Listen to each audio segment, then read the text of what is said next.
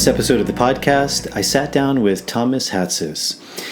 Tom is a really fascinating guy. He was introduced to me through a mutual friend of ours, Peter Boghossian, also a very fascinating guy who I hope to have on the podcast one day. Thomas is a very interesting guy. He's a psychedelic author and historian. He's done some amazing work. I have two of his books that were recommended to me by a few different people. One is called The Witches Ointment, and the other is Psychedelic Mystery Traditions. He's written a number of other books as well, but those are the two I'm familiar with. He also has a new book coming out called Psychedelic Injustice, which is very interesting. We briefly spoke about that kind of towards the end, but we really didn't have much time to get into that. But the two books that I am familiar with, I think he just did an amazing job as a historian, really looking into these ancient, what we could call psychedelic or plant medicine, fungi, mystery traditions that are really at the root, I think, of so many religions of Western spirituality. So we very much spoke about that, about these ideas of Western esoteric mystery schools, the idea of magic, as we spoke about this idea of witches in the book, The Witches Ointment, these different ointments that were used. We spoke about a lot of unfamiliar plants in the solanaceous family, which I think are very kind of less known. Things like, interestingly, tobacco, the nightshades, henbane, mandrake. So it was a very fascinating conversation for me. I think he's doing amazing work. Just written some really great and interesting books, and I just think he has very unique perspectives, really from a true historian's perspective of seeing things from both sides. And also very interestingly, he even though he's very into psychedelics and kind of plant medicines, he also spoke against maybe some of the common myths, like this idea of the Amanita muscaria in terms of the kind of Siberian version of that Christmas myth, or the sacred mushroom and the cross from John Allegro, how he thinks it's not a very good theory. So really showing things from both sides, which I think is a sign of true wisdom. So really a pleasure for me. It was an honor to have him on. I think and hope you all will enjoy this conversation. And as always, if you're able to support this podcast, that's a really big help to me. Patreon is a great website service. You can sign up for as little as $1 a month. There's different tiers you can sign up for. Those tiers also give you different things back, things like early access to shows, bonus material, Q&As. As always, to all of the people supporting that way, thank you very much for your help. It really means a lot. And if you're able to do that, it's really what allows me to continue making these episodes. Also, I have an Instagram page now, which we're using a lot more. You can follow me there at Jason Grachanik. And finally, if you're interested in working with myself and my colleague Marav Artsy with plant medicines in Dieta through these wisdom traditions, these healing traditions, we actually have our 2026 calendar up now. We're going to be in a number of locations. You can check out my website to find out more information about that at nicotianarustica.org, and there'll be a link to that in the show notes. So I think that's it for the intro, and without further ado, here's my conversation with Thomas Hatsis. Running out from the maze, running out from the maze, running out of the maze today. Running out from the maze, running out from the maze, running out from the maze today. I'm running out from the maze. Running out from the maze, run out of the maze today. Yeah, thank you so much for coming on. Maybe to start, how did you get to know Peter Boghossian? We kind of had an interesting story myself. We became friends not too long ago, but his work is quite specialized and interesting. So I found it very interesting that you were on his podcast. Yeah, I really just through a mutual friend. A buddy of mine was hanging out at my place, and we were just talking, and my business partner at the time brought up Peter, mentioned his name, and my friend was like, wait, Peter Boghossian? We're like, oh yeah. He's like, oh, that's a buddy of mine. We're like, wait, what? He's like, yeah, I do jujitsu with him. Mm-hmm. Like, oh wow, that's so cool. And he was just like, hey, you want to get dinner one night? And I was like, yeah, if Peter would have dinner with me, I'd love to. And so we did. Great. That was it. It's not a really magical story. It's just a mutual friend. Well, that's how I met Peter too, was through jujitsu. So I guess he's getting around doing the jujitsu. Yeah. So yeah, thank you again for coming on. You have a really interesting story. I'm sure you've shared it a number of times in a number of different podcasts. I would imagine there's a number of listeners to this show that are familiar with you because you've written a number of books. You're a fairly, I'd say, even prominent name in this kind of world of plant medicine, psychedelics.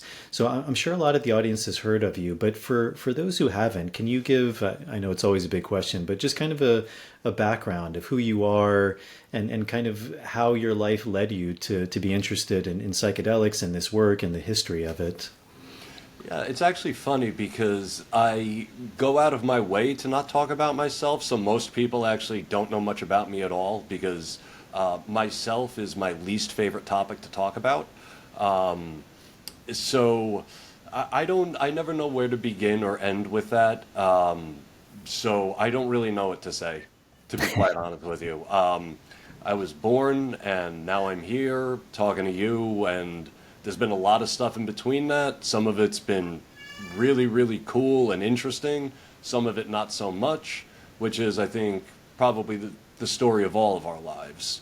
I was homeless for a while. Taught myself Latin while I was homeless so that I could write my first book. I'm in the Smithsonian Museum. I shouldn't say the first book I wrote in psychedelia. I teach myself Latin. The first book I ever wrote was a book on roller derby, and that's in the Smithsonian. And yeah, I honestly, I really don't like I don't like talking about it. I already feel like I'm bragging and sound like an asshole, so I'm just gonna sorry. And what was your interest in psychedelics specifically? I mean, because I think like even one of your handles or in your bio, you say you're a psychedelic historian. So what was the interest in psychedelics? And also, I think more people are realizing. I mean, I think one of the interesting things you do is you do focus on a history of psychedelia, and I think for a lot of people, less so now, but I think for a long time that those two things were almost like an oxymoron. Like maybe we traced it back to the 70s or something, late 60s or 70s, but even this idea now of this kind of psychedelic renaissance, I mean, there's this idea that something is being reborn, but that means there was something prior to that. And I think a lot of people in the West, I mean, even when we speak about ideas of plant medicine, we kind of envision something in a jungle or a desert somewhere very far away and removed. But, most of the people listening coming from Western cultures, I mean, Western culture also has a deep history of psychedelic use. And I think that's something not a lot of people are familiar with. Yeah. It comes down to, I think one of the things is how are we defining the word psychedelic? And that's where, depending on how someone defines it, you can find a lot of psychedelia in the West or a little bit of psychedelia in the West. What I mean by that is that people did use mind-altering plants in Western Europe and Eastern Europe for that matter, but they weren't things that a lot of people use today, and they weren't things like peyote, because peyote only grows in one small part of the world. Across Texas and Mexico, there's this little strip that just sort of cuts through central Texas into Mexico. That's the only place peyote grows. So we're not going to find peyote in Europe. We're not going to find things like ayahuasca. LSD wasn't invented yet. But they did know about mushrooms. Albertus Magnus writes about people using mushrooms in the 13th century. A French physician named Jean de Nienold writes about people using mushrooms in the early 1600s. But they weren't the majority of what people used. People used things like solanaceous plants, henbane, mandrake, belladonna, and other non-solanaceous plants like opium. Now, people would say, oh, well, it's not psychedelic because mandrake or opium, they don't interact with the 5-HT2A receptors in the brain. That's how a neuroscientist would classify a psychedelic. The thing is, when you look at the history of how the word psychedelic was coined, Humphrey Osmond, who was a person who came up with the term, he was trying to move away from clinical definitions and clinical terminology. So the neuroscientists they're not wrong, but they have strayed from what Humphrey Osmond had originally intended. So under the actual definition of psychedelia as intended by Humphrey Osmond, solanaceous plants, opium, and other things that some neuroscientists wouldn't call psychedelic, he would call psychedelic, if that makes, I know that was a lot there. But so when we look at psychedelic or psychedelia that way, I mean, it goes back, I mean, all the way to the ancient Minoan civilization and probably even before that. So there is a rich history there. I wrote my first book in psychedelic history was on the Witches Ointment, and we have a lot of excellent evidence for that, or I should say, excellent evidence for medieval times. Anytime you're going back centuries, the evidence becomes very scanty. But we also have some evidence from alchemists and ceremonial magicians, and even just regular people who are definitely having what we today would call psychedelic experiences, although obviously the term hadn't been coined yet, so no one called it psychedelic in the 1400s, 1500s, 1600s. But when you read the accounts of people describing these experiences, I mean, we would call them psychedelic experiences. So I think there's probably a lot more interest or knowledge into kind of the history of the West. And even in the West, we usually tend to trace our roots back to Greek civilization, although I'm sure that was predated by Egyptian civilization, and depending on our worldview, probably civilizations prior to that. Yep. But even the Greeks, even when I was growing up in school, there was often kind of these mentions of these like crazy things they would do, like these Dionysian rites or something, but it was often just given over to some they were drinking wine and having orgies, and it was just that it was kind of, but it was removed from like a sense of spirituality or religion. And even like growing up, learning about like Pythagoras, you learn that he's like this really interesting mathematician, and there's the Pythagorean theorem. But a lot of these guys were also part of these mystery schools, and they were doing these very long rites and rituals. Can you maybe, and again, this is going to be a very big question, but can you maybe give a bit of an overview of what you understand of kind of in the West, whether we're tracing that back to Greeks or even to something prior to that? Like, how were they interacting with plants? Because I think one of the things today is we really compartmentalize things, and we're very good at that, but I think we've lost maybe more of a holistic overview of history. And I think for the Greeks, they didn't separate things in that way. Like, that's even where the idea of a liberal arts education comes from, is like you really need to have a complete understanding of the cosmos, the micro and the macro, to be a complete human being. And so, even these ideas of religion or spirituality or medicine or alchemy or cosmology, I mean, they were very much still together in a way. But that idea of, I guess specifically with this aspect of, because we're speaking about psychedelia or plants, that idea of medicine or healing or religion, like how do you see the roots or the origin of that? Yeah, so the first thing I would say is that for people like today who would say like that the rites of Dionysus, they were not religious, they were just drinking wine, having orgies. I mean, that's an anachronistic, if a person were to say that, it would be anachronistic, because in those days, that is what constituted religion in some cases. Like, yes, especially with Dionysus, you were literally taking the essence of the god inside your body. That's where we get, Carl Ruck coined the word entheogen, to generate divinity within. He based it off of the Dionysian rituals that, the whole point was to take the god inside you.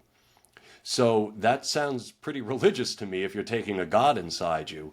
The oracles of Delphi, when the vapors would come up from the crack in the ground, they called it Apollo's vapors. They thought that it was the spirit of Apollo himself possessing the oracle. that too is a form of religion. But to your question, we have to remember that in the ancient world, magic, religion, and medicine were magic, religion, and medicine were not separate spheres of knowledge in many cases. So something that looks to us to be medicinal, let's say, could actually be religious and medicinal, and vice versa. If it could look religious, be medicinal, one way or the other. Magic worked similarly. Essentially, what made magic illegal in the ancient world is if somebody complained about it. But you didn't have people like running around like kicking down doors, pulling people out of their homes, for practicing magic. It's so hard to talk about the ancient world because we say the ancient world like it's this fixed time and place, but it's not. The ancient world spanned centuries all over the map. And so it's, to sort of zero in on a specific place, let's just say like ancient Greece, they didn't seem to have any sort of distinction between magic, medicine, religion, in some cases. Again, it's hard because something that they might define as magic, we might define as religion, and something we define as religion, they might define as magic. It gets really, really complicated with this stuff. Hence me giving you an absolutely terrible answer to your question. Because really, in order to answer that question, we would need like an entire podcast of 3 hours where we're only dealing with that question. So how do you define magic? Because I think that's a term that many different people, that like it invokes a lot of different things. Sure. Magic in its simplest definition would be using your will to affect change in the world. And why do you think that was and is important to a society, to a people, to individuals? Well, I would say it's important to individuals, but it might not be important to society or like groups of people. In the past, it seems that people turned to magic when they were really frustrated about just the certain, the crap and the inequalities and the hypocrisies coming from the church that they dealt with on a daily basis. And so it was a way to, before we had psychologists and, like sitting on couches talking out our problems, people acted out their frustrations through these magical rituals. Now, they believed them to be effective, and we read some of the records, and it's like, wow, this sounds like it was effective, but I don't know, I wasn't there. But in the very least, that person, for lack of a better way of putting it, got it out of their system. Whatever the frustrating thing that was just sort of sticking in their craw, they were able to release it, even if it's just in like a psychic sort of way through a magical ritual. And so as you say, like obviously it's very, it's very hard to know anything the further back we go. I mean, even in the present potentially, but take a place like Greece. I mean, these rites of Pythagoras or the Eleusinian mysteries or the Dionysian, rites and these things. What do you think was going on in those? I mean, you mentioned there's this idea of some ritual, some practice. You mentioned this idea of it potentially being entheogenic. What do you think those practices looked like, and why do you think they were performed? Yeah, so they seemed, and I mean, nobody ultimately knows what was going on with these various mystery religions, so I am speculating here. I just want to be clear about that. But what it seems like is, I feel like these mystery religions grew out of human beings struggling with the development of the bicameral mind. Mystery religions in the ancient world were explanations. We tend to think, people say like, it was a mystery religion, it was covered up. Yes, it was covered up, you weren't supposed to talk about it, but that's not what the mystery was. The mystery was however the story was told that made sense of the world that didn't make sense to people, right? So you have certain things like, okay, well, why do the crops grow in the spring and die in the fall? Well, if you don't know anything about planetary rotation, which many people didn't, you come up with an explanation, a mystery religion that explains why the crops grow in the spring or die in the fall. You see what I'm saying? There were explanations for things that we didn't fully understand, or at least that's my speculative take on it. Do you? I mean, because there seemed to be a common theme in a lot of these ideas of like a rite, an initiation, which usually involves some form of like birth, death, a symbolic, process, entering the cave, re-emerging. Why do you think that was significant? I mean, do you think that also just simply had to do with cycles of things, or do you think there was also some individual like gnosis or knowing that the people were going through in a sense to be reborn into a different way of knowing, a different role in their society? Going back to what I mentioned a moment ago, I think that whole death rebirth thing, again, it comes back to the most ancient struggle, or that deepest question in the minds of every single person on this planet. Why are we born just to die? That's what it was about. Or at least that is, excuse me, that is my speculation on what some of them, at least the ones that deal with death rebirth, the rites of Eleusis you mentioned. I think that's what they were doing there. I believe that what they were doing was showing the initiates that you are part of the natural world. And just like the grain rises in the spring and dies again in the autumn, you are going to rise and you are going to die. But through this mystery religion, you will be able to rise again. And I think what they were talking about as far as like rising again through the mystery had to do with the birth of children. That was how you lived past your death, was through your child. At least, again, this is my guess. And we're all guessing. I've heard you say that, again, it's hard to know for certain. I mean, unless there's some sort of, resin or very clear text maybe that pops up that gives an answer. But there's a lot of speculation as to what plants or fungi they were using. And I've heard you say that maybe you think the best candidate for that is opium. Do you still think that? And what is kind of your reasoning for that? Sure. Yeah, that's a great question, Jason. So let's begin here.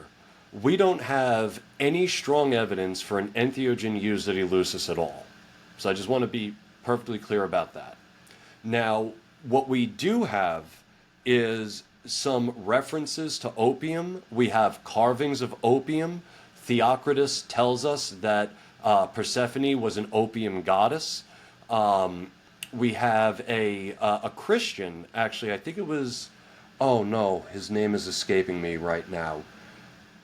I think it was Clement of Alexandria, who participated in the Eleusinian mysteries and said, oh yeah, there was opium present. So what I'm getting at is we have literary evidence, we have archaeological evidence. Mekone is a town in Greece, literally translates to opium town. That's where they would get the opium for these rites, or at least speculatively, that's where some of us believe they would get it. And so we have all of that for opium. What we have for ergot, which is the natural precursor for LSD, and that's what everyone thinks was in the kykeon, which was the sacred drink that people imbibed, we don't have any evidence for ergot at all. Like, there's literally goose egg. There's nothing there. Recently, the book The Immortality Key by a friend and colleague of mine tried to make the case for ergot, and look, I love this guy. I think he's a great dude. He did not make the case at all. And I haven't said anything about it over the last few years because he's a friend, and a lot of people attacked him, and I didn't want to piss in his cornflakes. You know what I'm saying? But I didn't want to join like the pile on or anything. But now I'm starting to speak a little bit more about it, and the truth is there is literally zero evidence in the immortality key for ergot at Eleusis. There's also no evidence in The Road to Eleusis by Ruck, Wasson, and Hoofman. If I'm sure you're familiar with The Road to Eleusis, reread it and tell me where there is any evidence at all for ergot at Eleusis. There's nothing. And those are the two books that people point to when they say, like, oh, well, have you read The Immortality Key? And it's like, yeah, I read it twice. And funny thing, Jason, every time I say to the person asking me, have you read it? They always say no. 100% of the time, when someone has asked me, when I say, oh, there's more evidence for opium at Eleusis, someone will say, oh, did you read The Immortality Key? I'll say, yeah, twice. How about you? Nope. So that's typically how those conversations go. So if the only two books, I guess I'll finish with this. If the only two books that claim that ergot was used at Eleusis, like literally do not offer even like a smidgen of evidence for the claim, well, what are we all basing this on? Well, we're basing it on that we all like acid and we don't like opium. So, of course, the ancient Greeks would never use opium for spirituality because we wouldn't do that, but we'll use acid for spirituality, so they must have been using ergot. And that is a completely anachronistic way of looking at the past. We know for a fact that the Minoan civilization and early Greeks absolutely did use opium as an entheogen. We have, archaeological discoveries in Gazi, which is an island off, a city in Crete. And we have this little opium goddess statue. Like, it's this really cool thing. It's this statue of a woman going like this, and she has a crown of opium poppies on her head. And they actually found this little vase that was used for smoking opium. And this was all found in a cave. So whoever was smoking that opium in that cave with their goddess statue, was it a religious thing or a medical thing? Well, it was probably both, because there was no distinction between religion and medicine at the time. So we might call it medical, but we can also call it entheogenic. And are you familiar with some of the more Eastern traditions? Like, obviously in the Veda they speak of soma. Mm-hmm. If you look at the Zoroastrian religion, their prophet Zoroaster apparently received revelation through, as they say, homa. And it's interesting because in Farsi usually you don't pronounce the S like you would pronounce it more like an H. So even linguistically, etymologically, it seems like it's the same root, soma, homa. Oh yeah. Being these plant admixtures. But it's very interesting because they do say specifically that it was some sort of plant admixture, meaning it could even be like a mixture of different plants. So, you see similar threads, although again, no one has really identified what that is. Although interestingly, I was reading a paper where even today, I believe in present-day Afghanistan, there is a plant, interestingly, that contains DMT, dimethyltryptamine, that still linguistically is related to that word, Halma. I think one of the interesting things of Brian's book, and I would agree with you, although I'm certainly not, I haven't spent the time that you or Brian has, that it wouldn't have been ergot. I would lean more towards some plant admixture. But I think one of the interesting things that Brian kind of brings to light is this idea of this sacrament, and even these ideas of beer or wine, and how usually through translation we would look at that through our modern lens of a beer that we would drink or some wine that we would drink. And even interestingly in Christianity, like, they still use wine. And I think one of the interesting things he was doing was showing that, and this is where translation is so tricky too, because we're talking about, usually when people read the Bible, they're reading an English translation of a Greek text by a guy who spoke Aramaic, and he was often quoting Hebrew scriptures. So it's like, even just a one-to-one translation is often very tricky. But these words that we're just very loose with, like wine, as Brian said, like the Greek word pharmakon. I mean, that if you were to say that much more closely resembles like what we would think of as like pharmacy or pharmaceutical, which actually means like a drug in a way. What do you think is maybe some of the stronger evidence that you've come across that there were plants or entheogenic plants that were part of these more kind of sacred practices, whether you're looking at something like Soma in a Vedic philosophy or Homa in a Zoroastrian philosophy, or these Greek, or as you mentioned, Minoan traditions? Is there anything you've come across that you find is stronger evidence that would support that's not just kind of like a wild quacky theory, but that there is real, like something real behind that? There's a few things you can say about it. First and foremost, there's the anachronistic argument that the ancients would not have used a plant or a mushroom for religious reasons. That's just our paradigm, or not even mine, but a lot of people living today, that's just their paradigm. Then it has no, look, the ancient Greeks do not care at all what anybody in 2025 thinks about what they were doing. It has no jurisdiction on them at all. So I would start by saying first of all, it just wasn't odd at all for somebody to be doing this in the ancient world. Now, of course, that's not evidence at all, but it does just say like there's nothing special about it. The Thyrsos of the Dionysian worshippers, where they would keep the wild herbs and plants to mix into the wine, I think is pretty telling. Carl Ruck discovered a Thracian vase that shows four people mixing wine, and one of them does appear to be holding what looks like a little mushroom, about to drop it in to the wine. Now, we can't say for certain what this little morsel is, but I'm pretty skeptical about people talking about, mushrooms in ancient iconography, and I'm pretty stumped on this one. Like, if it's not a mushroom, and I'm pretty good at being able to say, oh no, this is just a tree, or this is a bush, or this is some other herb or whatever. I can't do that with this particular vase. I mean, it really does look like this guy's dropping a mushroom into the wine vat. So I think that would be, that sort of ancillary evidence for ancient people doing this. Then you had like Egyptian temples where people would go and they would drink opium beverages or opium mixtures to meet with Isis, who would tell them how to heal whatever their ailment was. You get the same thing with Asclepius.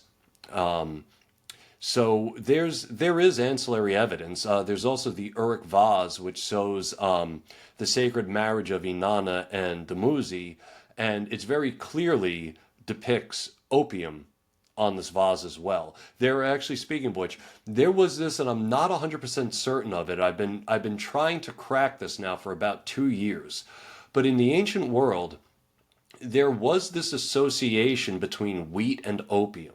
I mean, you see it all over the place. You see it on Neronian coinage. You'll see wheat and opium. You'll see it on gravestones, wheat and opium. You'll see one of the Eleusinian bas reliefs that I'm talking about that shows Persephone rising from the dead. She's holding in her hands opium, wheat, and also snakes. So there was some sort of connection. I think it might have been a sort of like a life and joy sort of thing. Life represented by the wheat and joy represented by the opium. I'm trying to think what else we have. Then there's just different stories of different people, or let me actually not go there.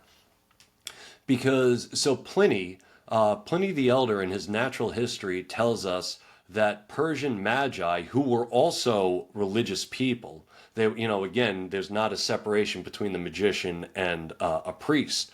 In fact, some would argue that even today there's not much of a difference between a magician and the priest, but I won't go there. But Pliny says how they would inhale this plant that would cause them to see visions so that they could prophesy.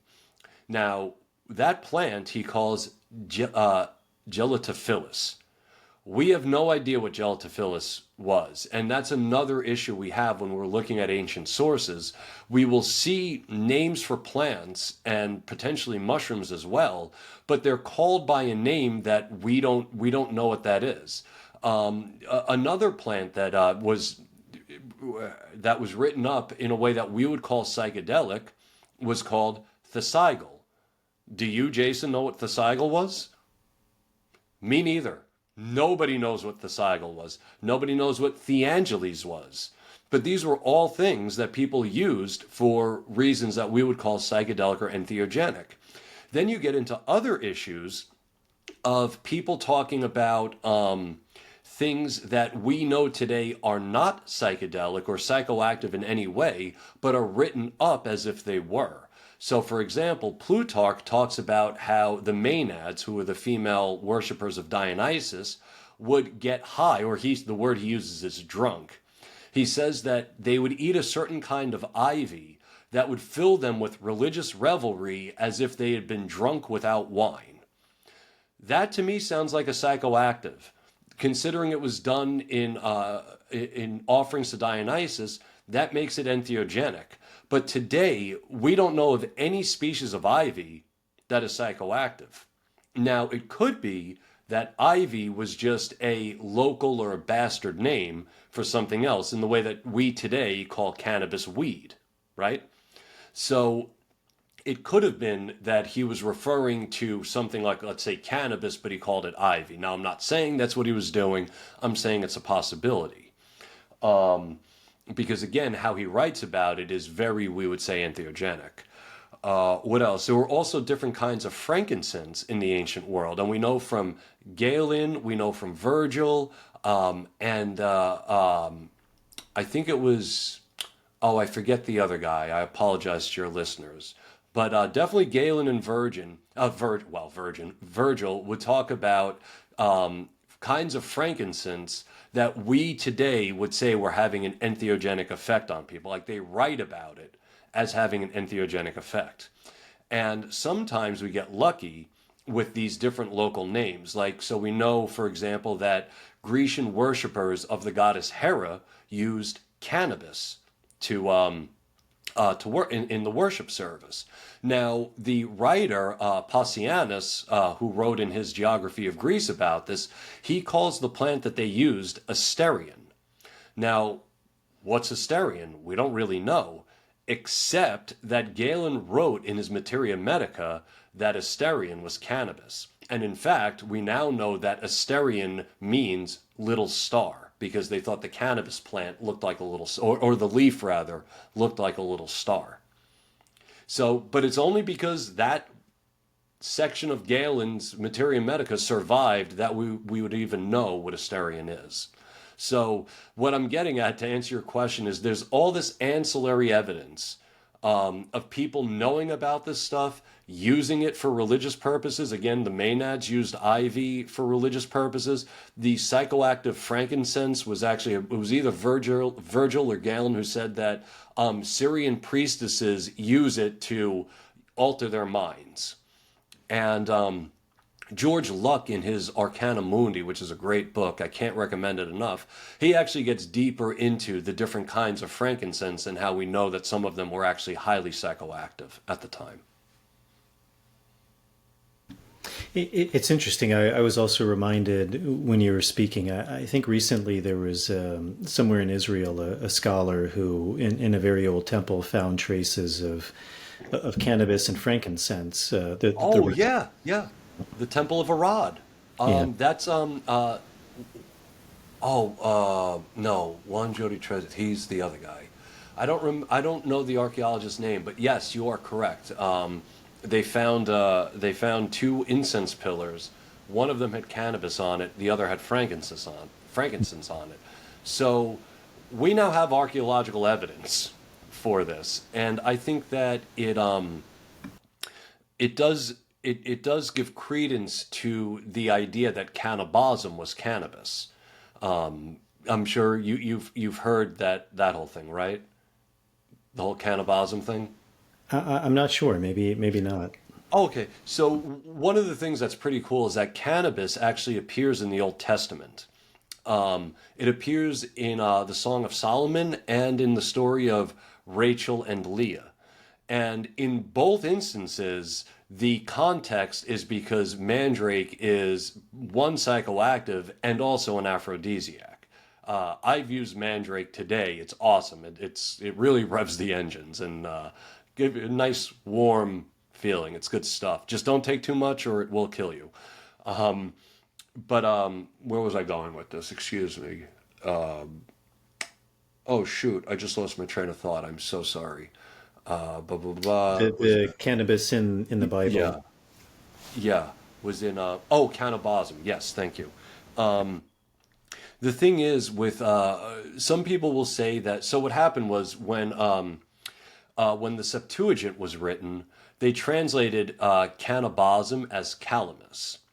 But linguistically, that doesn't make any sense because when you look, or etymologically, I should say, because when you look at all of the surrounding languages, what they called cannabis was all similar to cannabism. So the Greeks had cannabis, the Assyrians had kunabu, the Persians had kanab, and the Hebrews had cannabism. They are all linguistically related. So the more conservative approach to say that cannabism wasn't cannabis, that's just conservatives don't want to admit that ancient Hebrews were getting high on cannabis. We have the archaeological evidence, we have the linguistic evidence. It is time for them to just seriously get over it. Yeah, it's Oh, and then we interesting. have Macarius. Sorry, real quick. Macarius was a Roman Orthodox preacher, and his biographer, John of Aleppo, writes that before he would say his masses, he would light up the fires with cannabis. He would throw cannabis plants onto the fire and smoke the room out before he would begin. So that to me seems pretty hardcore. Oh, and then there's Thomas of Prisane talking about magic. I could go on and on with this. There is so much evidence for the religious use of these things among pagans, Hebrews, and Christians. And I know a lot of Christians don't want to hear that, but the what was his name? Theodoret, who was the bishop of Syria, 5th century, wrote that he loved to take in opium. We think he was drinking it, like mixing it with wine, but he loved to somehow take in opium so that he could block out the noise of the world and concentrate on his biblical studies. So here's a guy taking opium just to study the Bible, and he was a Christian. He was a bishop. So. Yeah, I also remember there was, I believe he was a Russian archaeologist, and he was actually looking for the origin of soma. And, you know, Saronetti, yeah. yeah. And one of Yeah. the theories was of the kind of the pre-Vedic people, the Aryan people, that they potentially originated from the Central Asian steppes. And he found some very old site there, and he also found resins of both opiates and cannabinoids as well. Opium, cannabis, and ephedra. That yeah, yeah, and ephedra, actually tying back, that was also that's one of the theories of the Zoroastrian Hauma was ephedra also, which is quite interesting. Also, when you were talking, it's interesting because I'm a bit familiar with the Celtic system, and one theory is the Celts, the Druids, they're kind of wisdom keepers, the ones who knew. Some people even relate that to the Celtic word of dúr, which is the oak tree, and some people say the oak tree was very sacred to them, not only as the tree itself, but sometimes they would say when it got struck by lightning, it was much more prone to growing mistletoe, and that vine or that ivy for them was very sacred. And some people believe it also had psychoactive effects. I guess because you just opened that can of worms, what do you? This is going to be another very big question, but what is Christianity to you, or this figure of Jesus? I mean, in a historical place within what you were just speaking about, because it's also very interesting. I mean, because of our own cosmovisions, the world we live in, we look at things through a very particular lens, and we often think like our religion is somehow different or better, and we don't look at it in the context of history, other people, other religions, and I a lot of respect for Christians, for Christianity. It's something I work with as well. But I do think, like any religion, there's a very often limited understanding of that. How do you see that religion? Because as you said, most modern day Christians would not relate any sort of entheogenic experience or plant experience to that religion. Even though, I mean, if you're a Catholic or an Orthodox, I mean, you literally are ingesting the blood and flesh of Christ as a sacrament to embody the consciousness of Christ. But how do you view Christianity and in kind of that historical context within this realm of potential entheogenic use?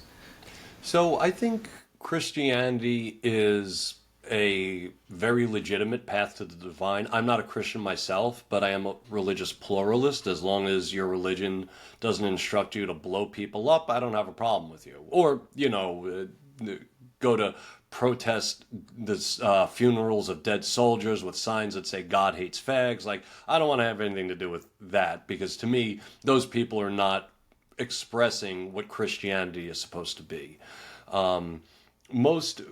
Most of my Christian friends they're liberal Christians. They don't care about gay marriage.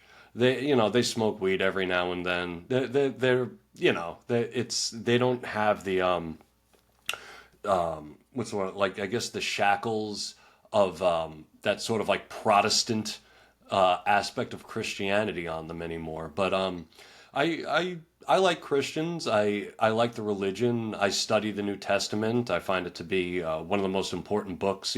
Whether you're a Christian or not, the New Testament is one of the, if not the most important book as far as helping to shape Western civilization. So we got to give it that much.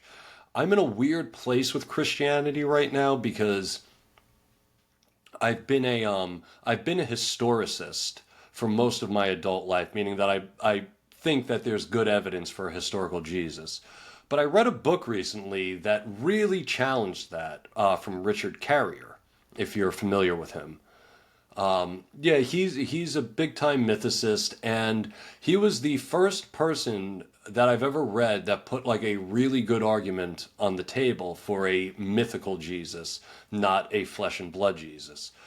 Me not being a Christian, it doesn't affect me one way or the other. If Jesus was just a spirit that went into a human or was a human or just a spirit or whatever, I see the spirit world as populated by all kinds of entities. So could one of those be the Christ figure? Yeah, of course not.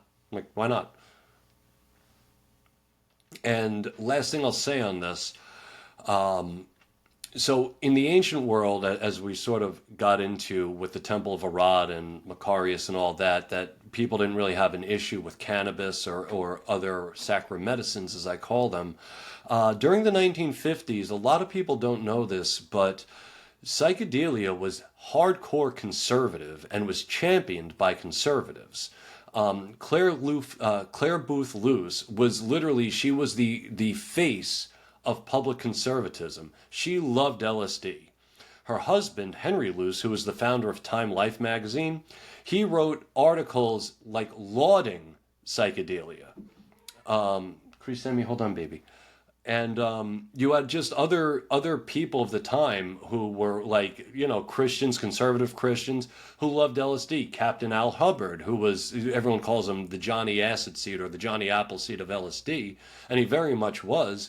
He was a conservative Christian, and he was dosing people all over the place, all up and down the West Coast, from Los Angeles up to British Columbia. So there isn't a real antagonism between psychedelia and Christianity, even though some Christians today think that there is. Historically, there hasn't been. It's actually quite new. And the only reason they have this antagonism towards it is because of the youth culture of the late 60s, they were doing really irresponsible things with it. And then it sort of became like a membership card of the right to just reject psychedelics. But again, go back one decade earlier to the 1950s, conservatives, Christians absolutely loved LSD. I heard you speaking on another podcast, and I think it's a very interesting topic, but many listeners will be familiar. But there was a book by, I believe his name was John Allegro, called The Sacred Mushroom and the Cross. Ah, my favorite topic. Yeah, and that was a very popular book. And, you know, he's a very legitimate scholar, a linguist. I mean, one of the guys hired to translate the Dead Sea Scrolls when they were found, you know, super straight-laced guy, probably never did any drugs in his life. But he came to the conclusion that he believed that the idea of Christ was not necessarily a man in flesh, but that it was actually a symbol for a very particular mushroom. And a lot of people aren't familiar with that. A lot of people, I think, in psychedelia are familiar with that. Some are maybe even very devoted to that idea. Oh, yes, they are. Yeah. One of the interesting things that I heard you speak about is that you really kind of debunked that. Like for you, it was very clear that there was a number of mistakes. So is that something you can maybe just share with the audience of why you think that is not a good theory? I would love to share that with your audience. Again, it's known as the sacred mushroom. Well, I call it conspiracy, the sacred mushroom conspiracy theory, and it is a lot of fun. As Jason correctly just said, it's this belief by a scholar named John Marco Allegro, who thought that Jesus wasn't a real person. It was a metaphor for a mushroom experience. Now, look, I would have loved for that to have been true. There are so many problems with it. He tried to use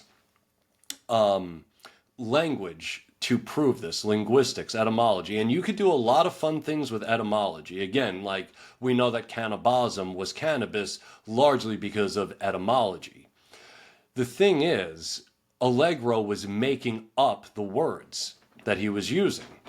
So it was something, I think it was in his, in the book, that he has this like apparatus of all of these different Semitic words that no scholar believes ever existed.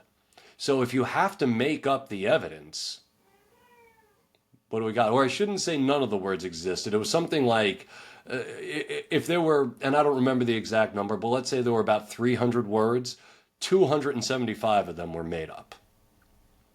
So you can't really do anything with that. He didn't offer any evidence to actually support the claim, and we do have there's so much evidence against it and no evidence in favor of it.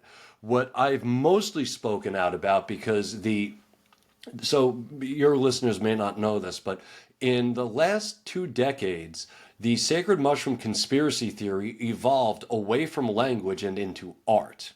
And so everyone is now saying, oh, they hid this in art. And they'll show you pictures of trees, which also have canopy tops, just like mushrooms, and say that they're mushrooms, but they're not. They're trees, because you can literally just look at art manuscripts from the 13, 14, 1500s, see the same style, and see that they're labeled as trees, not mushrooms. There's also the problem that there is literally no written evidence anywhere that for the sacred mushroom conspiracy theory. The idea is, so in order to believe this theory, you have to see Christianity as a monolith that appeared fully formed after the resurrection and did not change for 2,000 years. Which we all know that religions do change over time. Well, over all that change, over all of the schisms, all of the revolts, the Protestant Revolution, the heretics, the Calvinists, the Pelagians, the poor of Christ, the Waldensians, through all of that and much, much, much, much more, where they were slaughtering each other, imprisoning each other, torturing each other, But everyone agreed we can't talk about the sacred mushroom. Get out of here. Get out of here with that. These guys were killing each other over every dot and tittle of Christian doctrine. Everything. Michael Servetus had a friend of his killed simply for saying that Jesus was the Son of the eternal God instead of saying Jesus was the eternal Son of God. He was killed for that. So if you're going to kill someone over that, but you're not going to say anything about a secret mushroom, get out of here. It's ridiculous. It's people that believe that don't know anything about Christian history or New Testament history. They know nothing about Christian history. They know nothing about Old Testament or Hebraic history. They know nothing about art history, and they know nothing about Christian art history. And those are the things you need to know at least a little something about in order to answer that question, and they don't know any of it. They just see an image that to them looks like a mushroom, and so they just say it is. And every time you actually go look and actually read the manuscripts, because I can read Latin, they never call it a mushroom. They always say it's a tree. What is, baby girl, what are you doing? Sorry. Hold on a second. Give me one second. Sorry. Hey, baby, could you give Cresemi some crunchies for lunch? Thank you. Oh, mommy. Sorry, everybody. My cat's very hungry. I mean, there's also, like, with the problems of textual transmission, getting back to Allegro's original theory that this was all done secretly over, within text, they were coding it in text. That could not possibly have worked in the ancient world because texts were hand copied. And they'd be brought to different areas and translated, and the words don't have this, as you well know, Jason, they don't mean the same thing across the board. The words change. It is literally impossible to encode a message in text like that and then have it translated into all these other languages and somehow they still preserve. It is impossible. So, and there's a lot more to it than that. I'm actually working on a book right now on the sacred mushroom conspiracy theory. But unfortunately, I'm like the only person who really, really, really loves this topic. So my publisher is not interested in it at all because they're like, nobody's going to buy this book. And they're right. Nobody is going to buy that book because it's one of the most ridiculous hypotheses, conspiracy theories in all of psychedelia. And the only books that sell on the topic are books that, favor the topic, that say, oh no, Allegro was correct. So I don't know, but I love it just as a passion project, just writing it. I love writing books, So with writing books, the first book that you mentioned was the Witches Ointment. So maybe it's kind of fast forwarding from Jesus' time more into the Middle Age. The idea of witches is obviously something that people are very familiar with. It's in the vernacular. It's in our cosmovisions. It's in our worldviews. Like we usually, we've watched The Wizard of Oz or something, but we view this woman who maybe has like a black cape and a hat, and she has a broom and she's casting spells and she has warts and cats and working with crazy plants.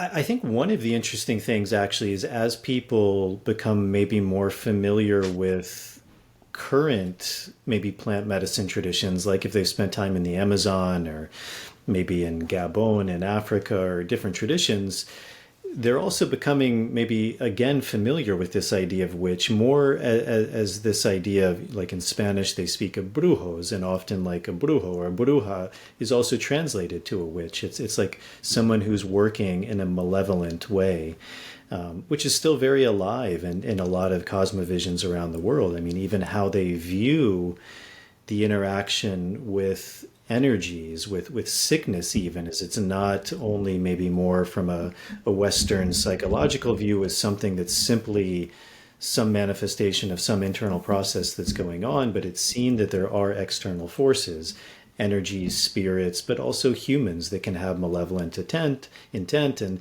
sometimes those people are even like you hire them, you hire a witch to do harm.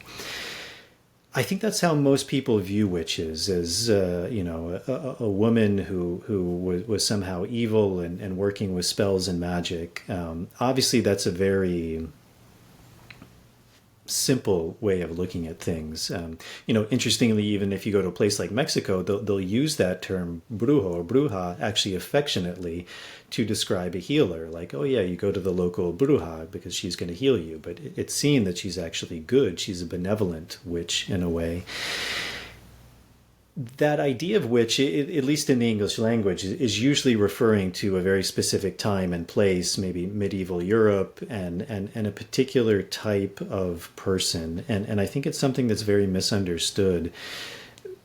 Because you wrote a whole book about that, and again, I'm asking you these very big questions, but can you kind of give a history of that idea of who those people were, where that idea of the witch arose from, what these people were actually doing, and then maybe even a bit about your book, the Witches Ointment, which is very interesting. I mean, that's, even when I was young, I had heard this theory of, that's why the broom was so important, because they were putting an ointment on it and inserting it into their vagina, and then they would, as you said, become drunk and fly. So, there was all of these kind of things. But even this idea of an ointment, I think is very fascinating, because usually we don't, like, even when you look at indigenous cultures, ointments are a way that they apply admixtures of plants. But I think a lot of people are very unfamiliar with that. We usually only think about it through ingesting it in a liquid form or smoking or something like that. So, again, very big question, but whatever comes to mind and however you can run with that. Yeah. So the first thing to say is the whole masturbating with the broom thing. That is a modern myth. It was invented in 1972 by actually two guys, both named Michael, Michael Harner and Michael Har something. His last name also begins Har, but I forget. But they both sort of invented that whole broom thing in 1972. I've looked at, oh my God. Oh, you know what? I have it right here. Because I was, sorry, just doing a translation on a text from the 1400s. So this right here is every Latin and some archaic German text ever written on witchcraft from medieval times. I spent years translating this thing. It's actually how I taught myself, partially how I taught myself Latin was through just doing it, just translating all of those texts. And where was I going with this? I'm so sorry. So with witches, those texts. Oh yeah, there's literally nothing to suggest that they were masturbating with brooms. There's also some pretty pragmatic reasons. In medieval times, today we have these smooth, uniform brooms that come out of a factory.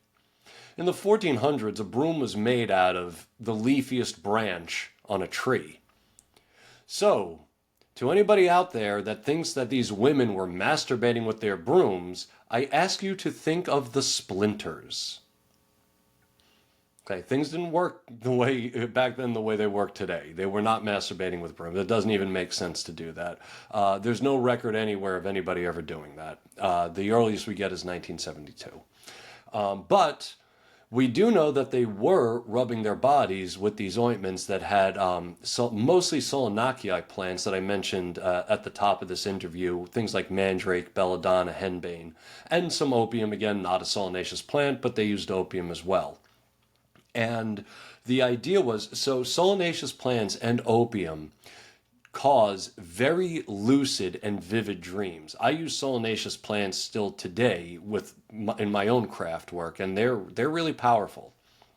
And the word I coined in my second book for this practice is somnatheogenic, meaning to generate divinity in dreams.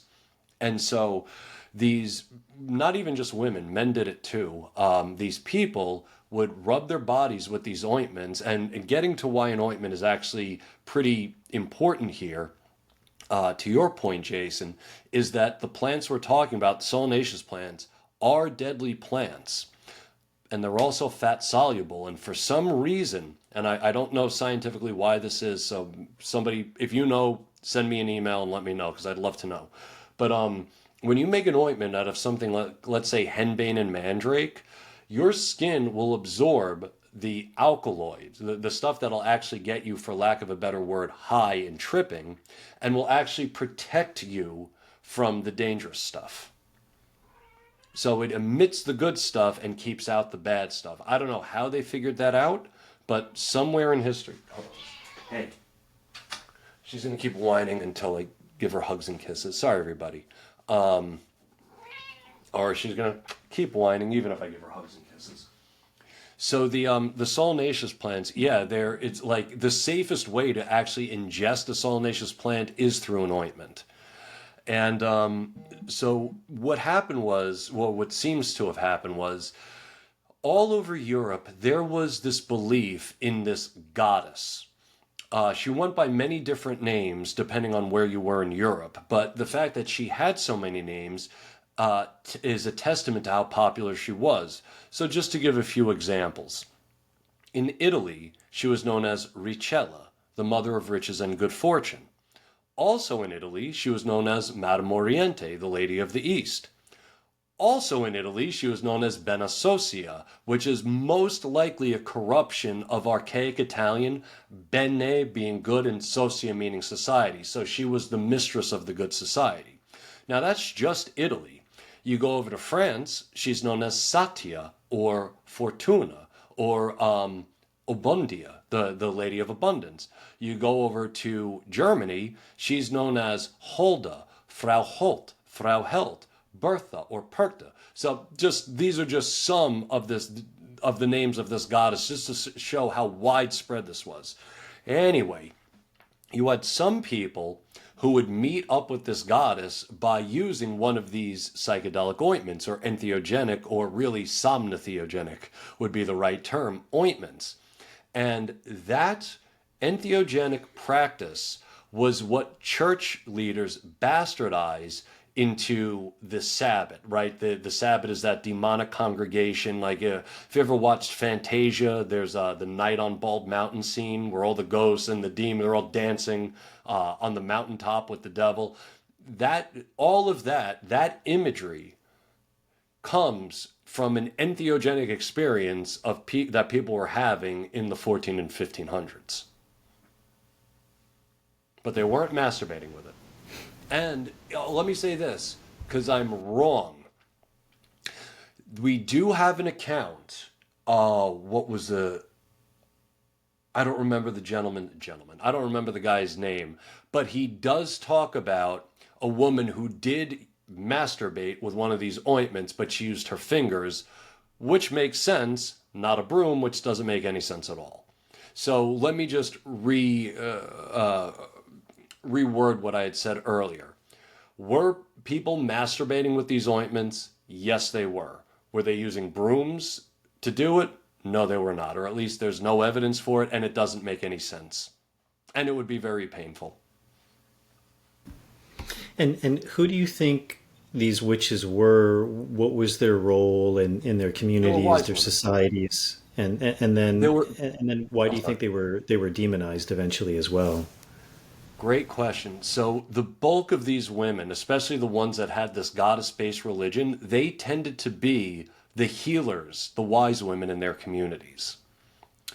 And for years, they practiced openly and didn't get into trouble at all. And most people in these villages saw them as necessary for the village to thrive, right? You need the blacksmith, you need the person, dumping everyone's poop out into the forest, and you need your local wise woman to help you with, spells, curses, medicines, psychoactive mixtures.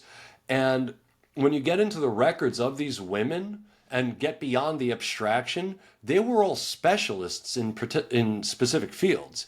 So one wise woman that I write about, she's sort of the main character of my book, The Witches Ointment, Matuccia de Francesca La Strega de Casa Ripabianca. She specialized in love magic. Now, what that meant was that she would break up weddings, she would perform abortions, she would mix what were called pocola amatoria in Latin. We today would translate to be recreational drugs. So she would mix recreational sex drugs for people. And so she was, that was her specialty, love magic. Now you have somebody like Finicella, who was a woman living in Rome. Her specialty was pediatrics. Then you have someone like Pierina de Bripio, who was living outside of Milano. Her specialty was prophecy and divination. She was one of the worshippers of Madame Oriente, who I had mentioned a moment ago. And Madame Oriente, the goddess, had taught her how to prophecy. So these were real people doing real things, like that people supported in their villages. But then what happened was, in the early 1400s, we get all of these natural calamities. Disease is running rampant. There are both droughts and excessive rains, depending on where you are in Europe, so crops are failing left and right. Children are dying more from diseases, so are cattle.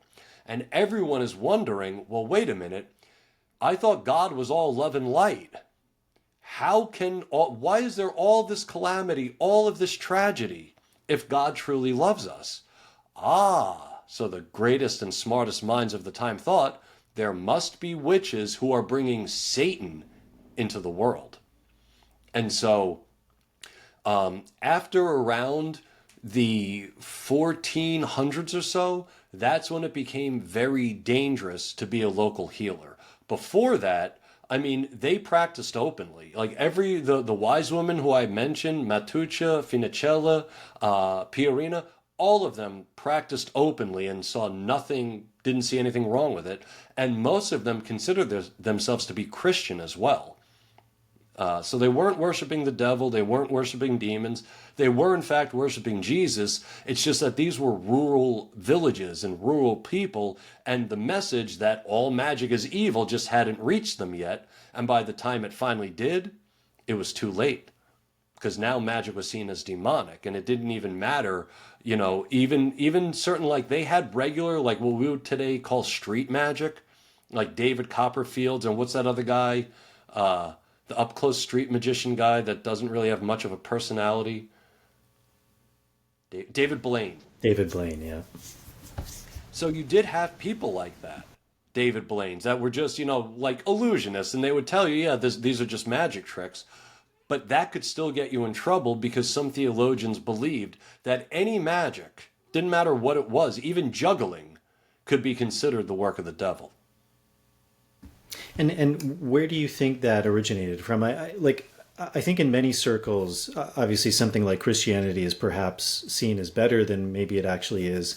In other circles, like I think specifically in the circle we're talking about, I think often Christianity takes maybe more negativity than it deserves. And I think you have more of a nuanced view of that, like all things in life. Things are rarely black and white, but it's often seen that all of the persecution, all of the death, like it all originated from the church. But I think that from what I understand of you, you have a more nuanced view than that. Yeah, it didn't all originate from the church. So another thing, and I'm glad you brought that up, Jason, because one of the things we have to consider is that in the 1500s, when we're talking about, and actually even before that time, witchcraft was a secular crime. It was not a theological crime, it was a secular crime. And most people that were accused of witchcraft, they were accused by their neighbors and brought to a secular court. And this is probably going to annoy a lot of modern feminists, but the majority of people who brought women to court for witchcraft were other women. And we have the trial dossiers, so the bulk of them were brought to trial by other women. And again, in many ways, this stuff was tolerated, and there were some safeguards. So, for example, in England, they had what was called the Talon. The Talon was an aspect of law which stated that if you brought somebody to trial for witchcraft and couldn't prove witchcraft had occurred, you would receive whatever punishment that person would have received if they were found guilty. So it kept people, you had to really be sure that somebody cast a spell on you before taking them to trial.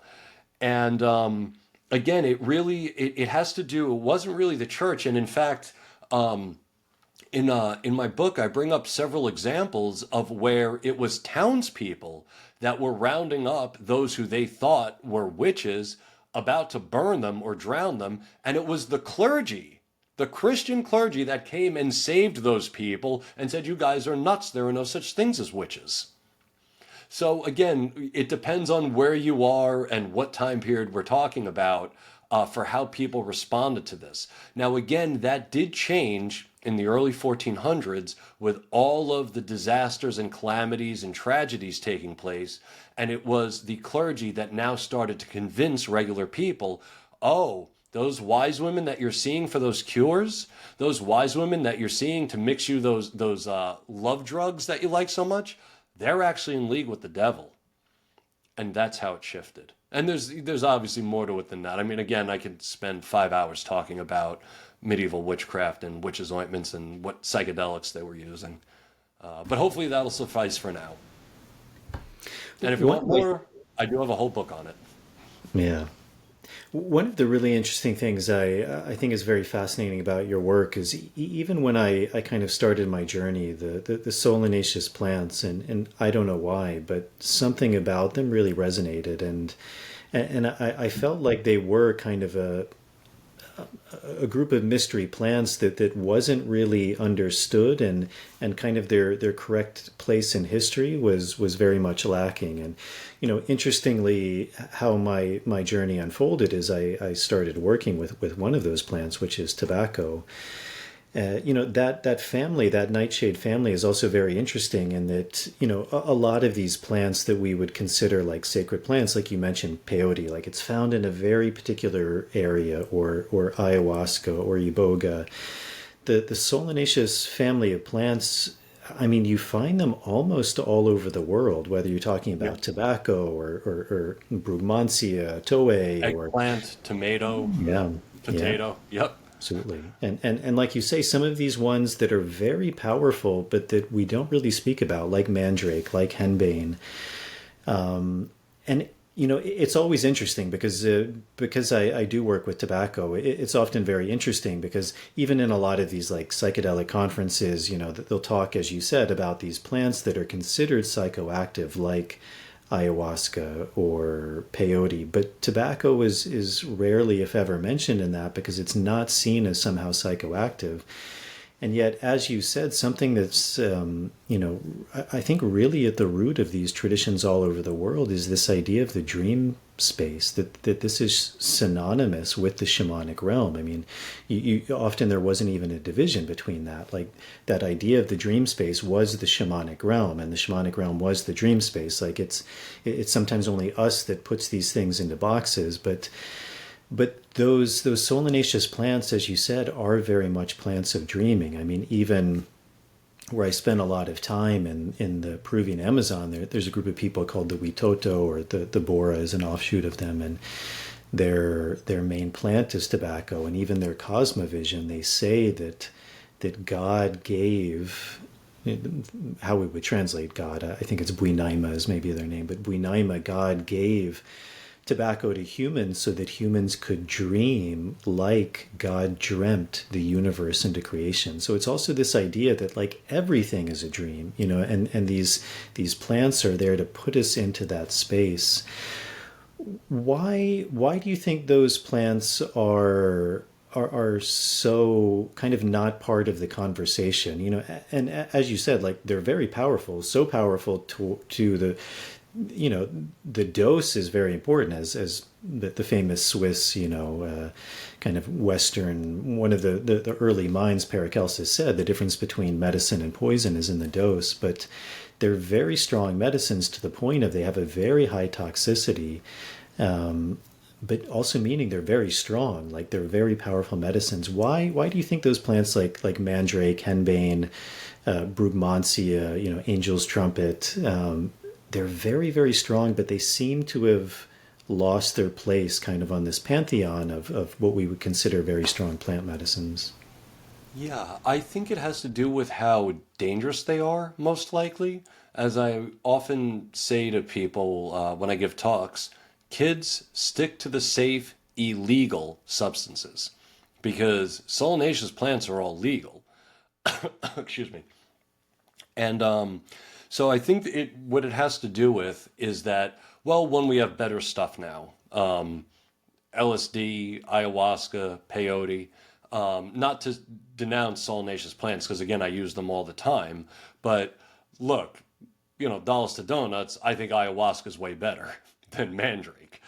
And mostly because I could drink a lot of ayahuasca and I don't worry about dying. Whereas with something like mandrake, or really datura, deadly nightshade, or henbane, you take about a gram and a half, you're going to sort of have a drunk feeling. Like if like when you take psilocybin mushrooms and before the trip comes on, there's sort of this very loose drunk feeling some people get, especially with psilocybe cubensis. That's sort of what you're going to get with a gram and a half of a solanaceous plant. Now, up the dose or double it to 2.5 to 3 grams, you're going to be having visuals and tripping. Now, up that dose 1 more gram, and you are going to fall into a coma and die. So that is why I think a lot of people don't work with it. And I'll tell you a quick cautionary tale about the first time I inhaled a mixture of henbane, mandrake, saffron, and cannabis. This was back in 2005. And essentially what happened was, I don't even remember what took place, but my roommate and former singer of my band at the time found me in my bedroom, naked, sweating profusely, scratching at my face. Today, I can actually take a dose of solanaceous plants like henbane that is larger than that. Like I can take, because I've been working with it all these years now, like 20 some odd years, I can take a dose of henbane or mandrake that will kill a person, but I will have an entheogenic experience with it. So it's all about very slowly over time introducing these things to your body. Don't go in for a breakthrough dose the first time. And that goes the same for Amanita muscaria mushrooms. People get into trouble with Amanita muscaria, essentially the dream divination substantia, the solanaceous plants, the Amanita muscaria. They go into it wanting that first breakthrough psilocybin experience or LSD experience. And you're not going to get that the first time. You're going to get it your 50 to 100th time after you slowly introduce the sacrament into your body. Yeah, it seems to be an interesting quality with those plants is the more you work with them, the more you're able to handle them, which is actually a bit of the opposite of some other plants. One of the interesting things that I heard you mention, which I hadn't heard about, and it kind of ties into this idea that you mentioned, like with Brian's book, The Immortality Key, was this role of beers and wines. And interestingly, I wasn't aware of that until I heard you speak about that, but that henbane, the German name of that, I believe is Bilsenkraut, and that's Pilsen, where yep, Pilsner comes from. So, Yep. even like, that's why I find etymology so fascinating. Like, even in our present day, that we use that word. I mean, most beers are actually Pilsners. I mean, maybe unless you're in some, like, IPA kind of craft brew Yeah, I'm thing. in Portland, the land of the IPA. So. But, Pilsner is still the most popular type of beer, and that literally means henbane, which is, it's just fascinating. Yeah. Do you have a sense like that idea of beers and wines and maybe how they were used more? Because again, I think that's not something people really think about. Like we think about beer or wine as just the substance itself, like simply the alcohol to get drunk, which again, there's nothing wrong with that. As you said, that can be a religious experience in and of itself. I mean, I think a lot of youth are actually drawn to that intoxication and dancing and rhythmic music to experience kind of something religious. But even in English, the word alcohol, which is actually an Arabic word, but it's often translated as spirit, or we'll even use that word like spirits. And you have that in a lot of languages, like the water of life or spirit. And it's one of the ways that you extract the spirit of a plant. Like that's that's why you use alcohol, is to extract the essence or the spirit of a plant, because it's one of the forms. Often we work with water, but alcohol is in some instances even superior to that, because you're getting the aqueous, the water extract, but you're also getting the alcohol extract, which can extract things that water can't. Or can you speak a bit more maybe about that idea of these substances like beer and wine and the role they played? Absolutely.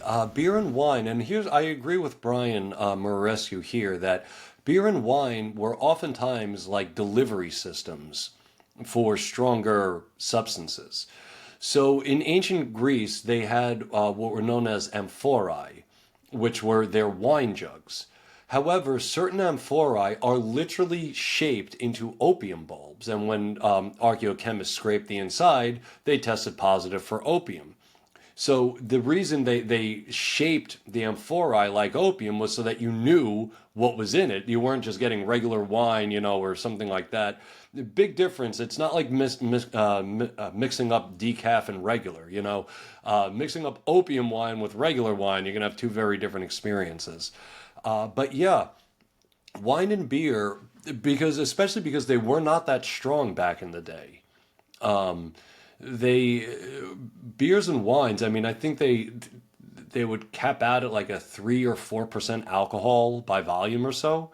Or at least a lot of them. I know some of them were higher than that. I think that some areas they got about 12%, which is a lot better. So they would add plant materials to them. Again, we know they were putting opium in their wines because we have the amphorae. I mean, we have recipes for this stuff. We know they were putting cannabis in their wine. Zosimos the alchemist literally tells us that the name of this was Zythi, Z-Y-T-H-I. Zythi was an alcoholic beverage that had cannabis in it. Excuse me. Sounds like the name of a modern energy drink.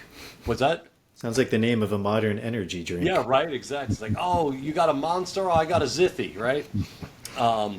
But yeah, so we have that kind of evidence. There's the Pilsner crowd evidence that I love bringing up, but you beat me to the punch on that one. And there was also a guy, I forget his name, but he was writing, I believe it was 1507. He was, railing against people that were throwing henbane still in their beers. And then in 1663 in Württemberg, Germany, we get the actual first drug law in Western history, which was against deadly nightshade. And probably because people were putting it in their drinks. My God, now I want a beer, and it's only like 1:30 in the afternoon. Now you got me wanting an IPA with some mandrake in it. That's also kind of an interesting way to tie that theme together, is that kind of prohibition of what we would consider drugs seems to be something very, very modern, very recent. Oh, I mean, it is. as we kind of alluded to in the beginning, like even from a religious point of view or a scientific point of view or a scholarly point of view, like Paracelsus, he was working with plants. No one considered him like a quack or a drug user. Well, I'm sure some people did. Yeah. Some people definitely thought of Paracelsus as a quack. But But you're right, these not a drug ideas. user. Yeah, or even like the Pope, who was drinking coca drinks, or Bach smoking his tobacco pipe. I mean, these things were just seen as part of life. Do you think that, I mean, for one, like, is that a modern thing, and where do you think that came from? I mean, it seems like quite hubristic. I don't even know if that's a word, but hubristic in a way that we as a society or as a government of a people would like make a substance, a natural plant, illegal, and to say that like somehow this is bad. It shouldn't be. Something that shouldn't be. Yeah. So I'm going to bring up two letters that are interesting real quick. Slightly off the question, I will get back to it. But just because you brought up Paracelsus and his legendary drinking and opium smoking bouts, it's funny. His assistant wrote a letter to somebody saying that when Paracelsus was intoxicated, that's when he was at his most brilliant. Yeah, and the second thing I want to bring up was a letter from or excuse me, not a letter, it's a diary entry from a Victorian woman who really preferred it when her husband would go out with the boys and smoke hash.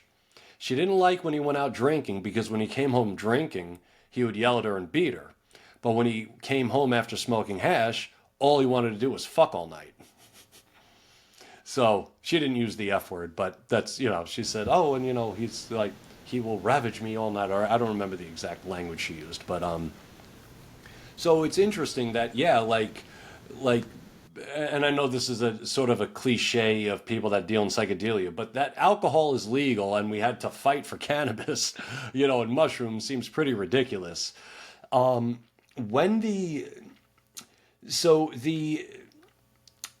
The teetotaling of, let's say, Christian America was sort of a slow burn. It didn't just appear overnight. I mean, you had Christians for centuries talking about being sober. I mean, Paul writes about sobriety in his letters. St. Ambrose writes about, the only intoxicant you need is Jesus. So that's sort of been a theme in Christianity for centuries. In fact, going all the way back to the first century, the Didache says, it's okay to drink, but don't drink to drunkenness. And then there's also some Hebraic morality tales about how Noah was drunk and naked and his children had to cover him up and all this. So you have it peppered throughout Christian history. What really changed it was the United States. One of the things that our founding fathers believed that not a lot of people today know about is that democracy could not work. I mean, technically, we do live in a republic, but everybody says democracy, so we'll just go with that. But they said that democracy can't work if we don't have essentially a sober population. And by sober, they didn't just mean alcohol. They meant fighting, gambling, prostitution, all of the things that make life fun and interesting. Essentially the vices, right? The human vices. And as the American experiment first started to unfold, you had guys like John Locke, John Adams, and plenty of others really pushing into the American psyche that alcohol, drug use, this is all bad for you. And it just sort of, after the revolution, they were really trying to rebrand America as this new place, essentially free of vice, because when we're free of vice, we can actually be free, we are free to be free, so to speak, right? A free person can't be the slave of a substance. That was their logic. And so that's really where it came from. It was more of, it doesn't come exactly from Christianity, it comes more from the Puritanism of democracy.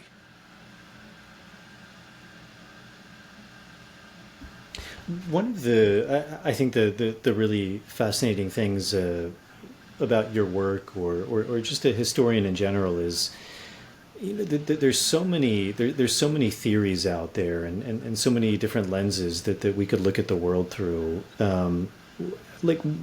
Where do you find inspiration from? I mean, is it your own personal interest, or what drives you? You've written a number of I think very good books now. Where do you find that direction of kind of where to focus your energy? Honestly, it's just writing books is my happy place. That's it. I love writing a book is kind of like taking a shit. When you're doing it, no one is allowed to bother you. And so one of my favorite places to be is right here in front of my computer with a bowl pack or a bong pack or a joint right next to me, just writing a book, using cannabis to focus in on it. I love, and this might sound crazy, but what I love doing is when I write a sentence, and I could say this better, and I delete a little, and then I write a little, then I get rid of this, and I move this over here, and now the sentence is perfect, or at least as good as I can get it. And I just love that process. I love just being left alone with some weed and the desire to write a book. That's really all it is. It's just my happy place. You mentioned this idea of kind of writing a book about in a way, the refuting of John Allegro's thesis. Or is there any other projects you have, anywhere that you see yourself kind of focusing your attention? Yeah, so right now I'm juggling between 3 books that I'm working on. One is the Allegro book. Another is on the history of the psychedelic Santa. Like, if you're familiar with that whole, like, Santa Claus is based on the Amanita Muscaria thing. So that's another one. And the one that I've been giving the most attention to is, the working title is Psychedelic Witch, and it's about my own practices with entheogens and the goddesses that I worship and why I do, and essentially the weird witchy shit that I get up to with my fiance when nobody's looking. Maybe as we begin to wrap up, that's another really fascinating one, and is that idea of the psychedelic Santa, that it's kind of Amanita Muscaria, that it's in Siberia, that they're going down kind of the chimneys of the houses with backpacks of Amanita Muscaria. They're drying them on Christmas trees, reindeer drinking their urine and flying. What's the premise of I assume, like, showing that that's not entirely correct? I'm sorry, what? Showing that that's potentially not entirely correct. Not potentially not correct, it's not correct.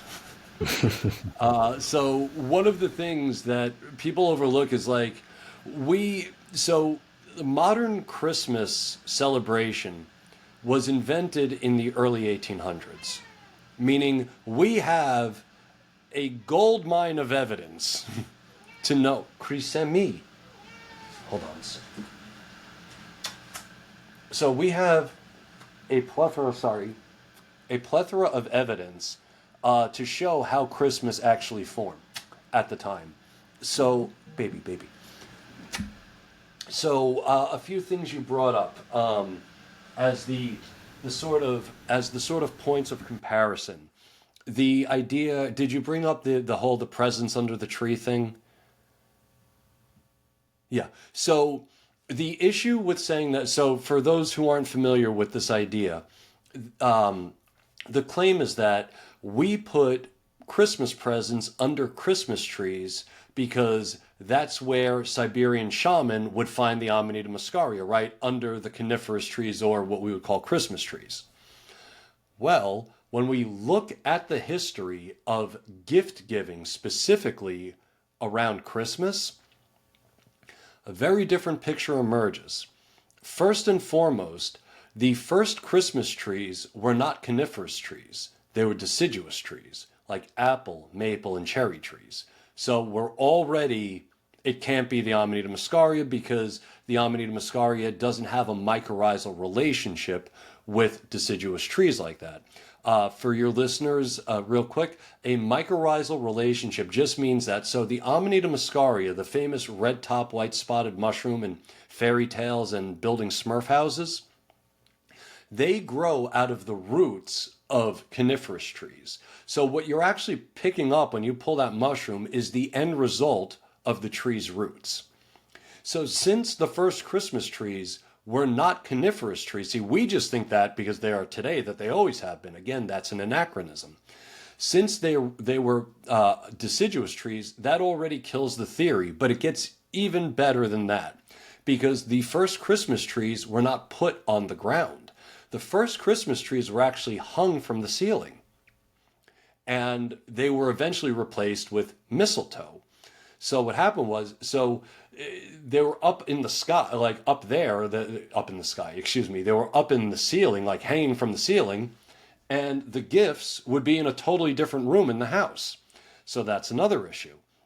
Eventually what happened was, if you've ever been in old colonial homes, you know that they have those long, big beams that go across the ceiling. You've seen those things? Well, if you look at your house now, you don't have it anymore, right?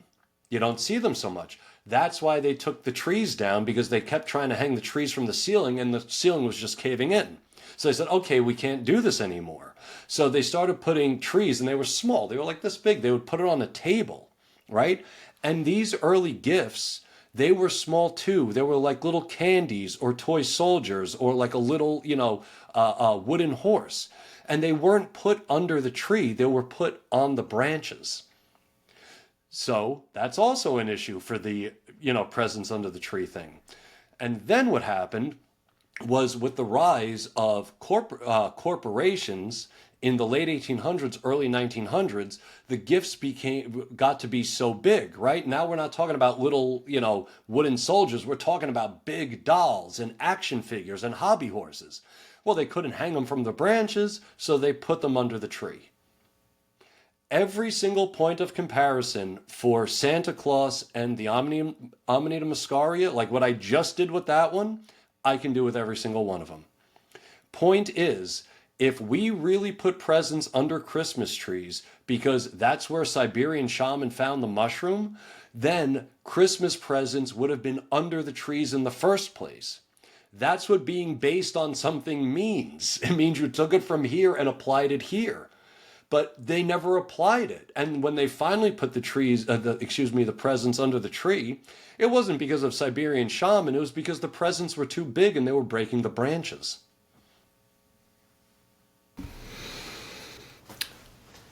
And then your second book, the second idea, this idea, and we touched on it a little bit, this idea of magic and kind of that as a practice. I think that's really interesting that you're writing a book on that.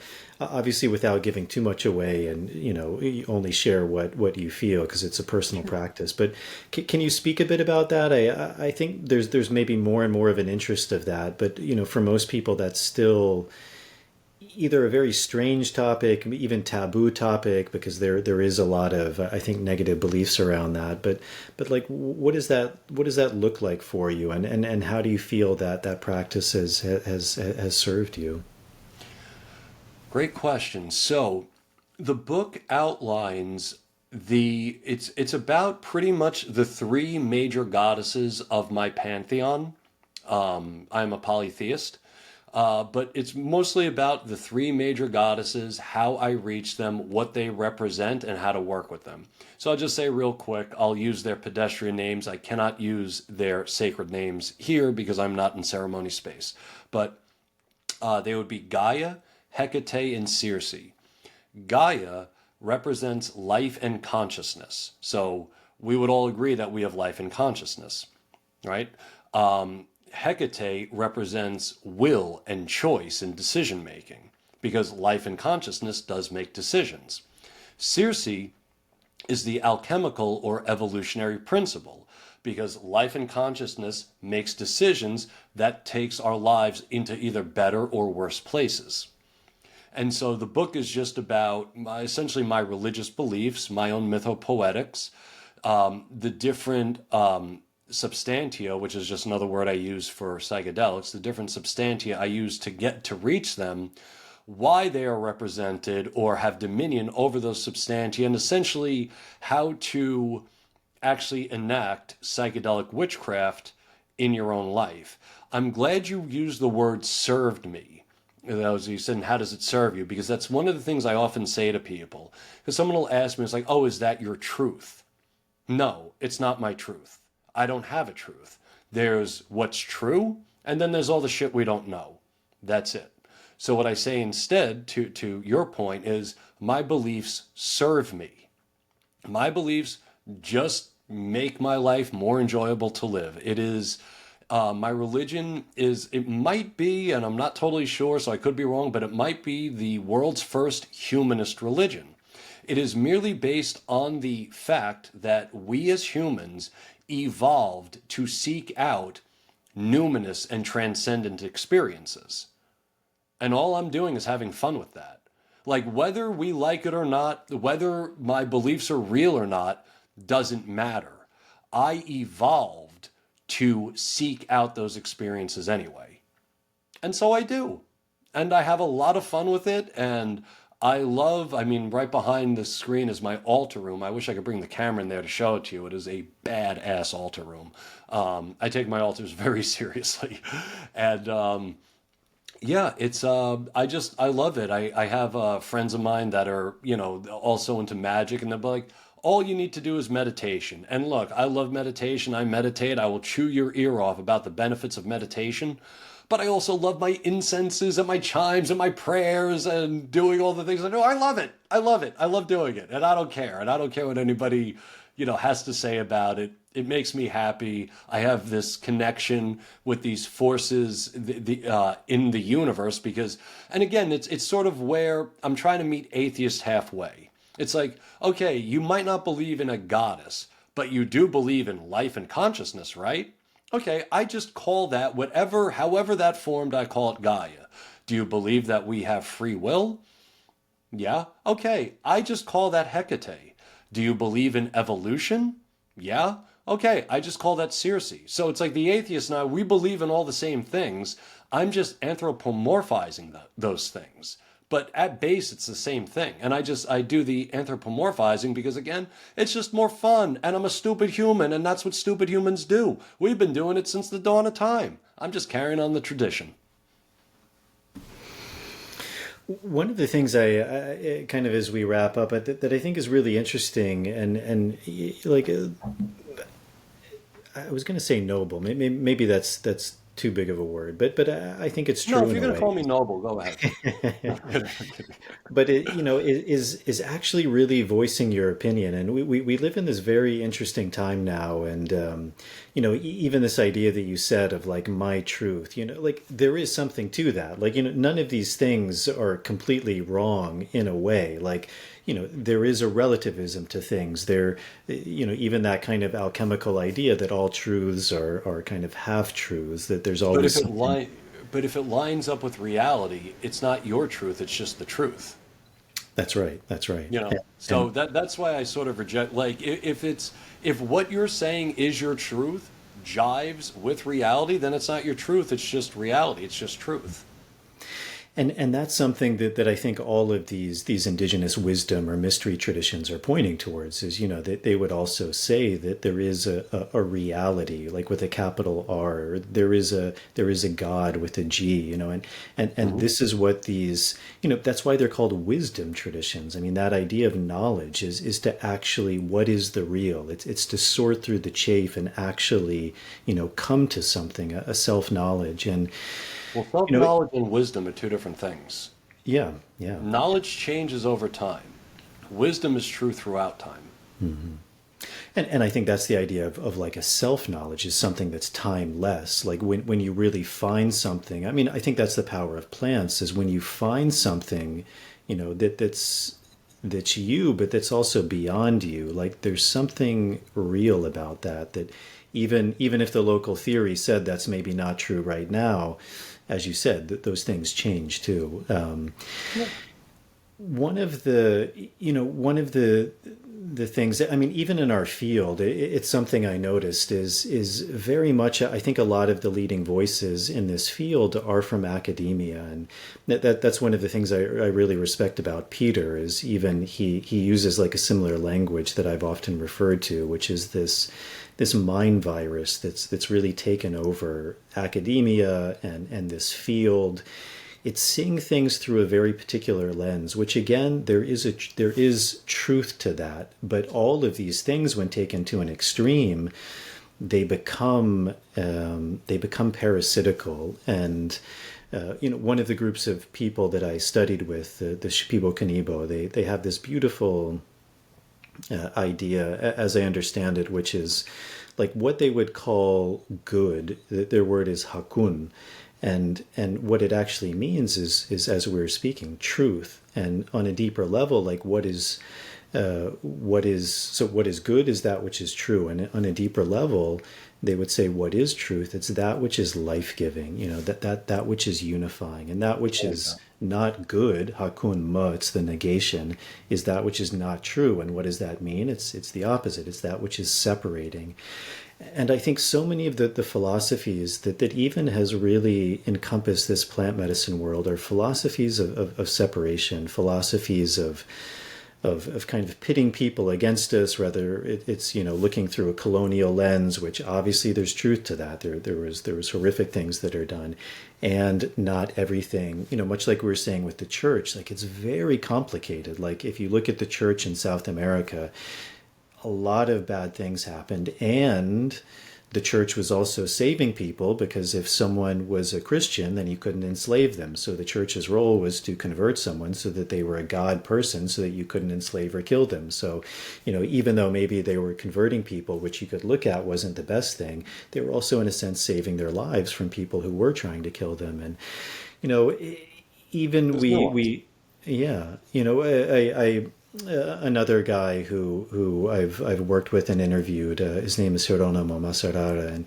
he said it very beautifully. He said when the Europeans came to the Americas or to the Amazon, I think where he was referring specifically, like they looked at the indigenous people and they said they're too indigenous, they're too uncivilized, like they need to be more European, they need to be more civilized. And he said very beautifully, now it's the same cosmovision, but from the opposite side. Now people go to the Amazon and they look at the indigenous people and they say, "Oh my God, like they're too Western. They have a cell phone, or they have a shirt on. Like they need to be more indigenous," And it's the same mentality, but people aren't able to see it because it's much easier for the mind to take something and to go in one direction, to the point where it actually becomes extremism, but you can't understand the extremism. Like you can't see it for what it is. And, there's always this dance of polarities. And I think, even in this work, things have gotten really skewed, like very much to the left. And there's very few people speaking about that. There's a deep fear of people speaking about that. There's a sense of being ostracized. There's a sense of, losing clientele. There's a sense of being called all these different names, and it's very unscientific. It's very unhealthy, and I think that's one of the beautiful things also about being a historian. And I'm probably going to get your quote wrong, but I think you said something very beautiful, which is like, it's much easier to get outraged than it is to like actually go and do the work. And I think that's one of the interesting things you're doing is like, it would be very easy to look at things through a lens of psychedelia and say, okay, well, all of these theories are true. The Siberian shaman story is true, and the mushroom story is true, because that's my belief system. That's what I believe. But you're actually going and saying, no, like, I love plants. I love entheogenic plants. I'd love that to be true. And it's not, and there's wisdom in that. And I think so few people today are really able to do that. Like they look at the world through one lens and they see everything through that lens, and there's very little room for nuance. Much like I was saying, like Hieronymo's quote, it's like, even these ideas of like indigenous peoples, like, they're people like all sorts of people. And, maybe 100 years ago, we looked at them as too primitive. Now there's this kind of opposite thing of looking at them as more noble, like that they were peace-loving people and there was no wars. And yeah, but that's wasn't not true true through history, and it's not true today. Like if you go and live in those societies, like there's a lot of crazy shit that's going on. And I mean, the First Nations slavery practices and colonization was 10 times more brutal, more widespread, and lasted way longer than anything white people did in this country. Way worse. And that would all still be going on today if Europeans didn't come over here. I have a very different view of colonization than a lot of people do, because I've seen firsthand the benefits of it. I've been on medical missions to third world countries, and you go to the same places over and over different years, and what I've watched are places getting better. People living longer, people living healthier, people being more educated, and that all came from colonization. Women have rights because of colonization. Gay people have rights because of colonization. I have a very different view of it. Very different. Yeah, it stunk for some people, absolutely, and there were abuses, and I'm not excusing any of those abuses, but those abuses were done by individuals, and in every single case, that individual was punished for abusing a local every time. So it's I don't know. I have a different view, and we have this whole myth about how populated this whole place was before Europeans got here. Between Canada, all of North America, all of Central America, and all of South America, we're talking about a maximum of about 10 to 12 million people. The large majority of this continent was not inhabited by anybody. We were also going through a little ice age at the time. So there weren't people all over the place. I mean, go drive through the Midwest today. It's still practically empty. And that's after 2 centuries or so, or almost 2 centuries of industrialization. It's still completely empty. So I don't know. We don't have to get into that, but colonization actually does help a lot of people. And when you look especially over in Africa, when the Dutch left the Congo, there was a reporter over there, and one of the local Congolese men said, how long is our independence going to last? When are the Dutch coming back to fix everything? You have to look at the places, what they were before the colonialists came over, and what they would have looked like had the colonialists not come over. And the truth is, before Europeans arrived, a lot of these places were warring hellholes where people starved, they died of diseases, women were raped and kidnapped like crazy, people were sacrificed and cannibalized. That's what indigenous traditions actually looked like. Nobody was sitting around a fire singing Kumbaya. That's a modern Western myth. To your point, I mean, white people invented the idea of the noble savage. There's no noble savage in history. That's not a thing. Even if people like disagree with what you say, like where do you think that idea, like how do you think that's become so prevalent that, I mean, even that's part of the role of a historian, like, is to look at things from all of these different lenses, because that's the only way you're, as you, I think, very wisely said, like, we're never going to get to, in history, a sense of truth like we would maybe, as we call, like a hard science, like, if I mix this chemical and this chemical, I get this chemical. Like, as I think you said, like, things are all potentialities or probabilities. And the only way you get to some semblance of truth is to really look at through the lens of people you agree with, people you don't agree with, and then to form some sort of opinion. But, it seems we've gotten to this point where there's a certain dogma, there's a certain narrative, and especially in academia. And if you view from that, and that's maybe also why I'd be curious to talk about you, because you are to some degree in academia, it seems like there's a singularity way of seeing of things, and it seems like any kind of dissenting view is really being cut out. Do you see that? Do you also see like things changing now? Do you see any kind of hope on the horizon? Because also like in this work, which interestingly, like I think, and I've spoken about this on other podcasts, but even this like plant medicine work, like even that word medicine, like we often look at that through more of a Western psychological lens as like a healing modality. And there are very strong healing modalities. Just to be whole, that's also what healing etymologically means. But as you write about in your books too, there's this idea of wisdom or knowledge, and even like I was mentioning, the Shipibo people who I've worked with, like their word for ayahuasca is not ayahuasca, that's a Quechua word. Their word is uni, and it actually probably translates closest to this idea of knowledge. So someone who works with uni is an onaya, a wisdom keeper, one who knows.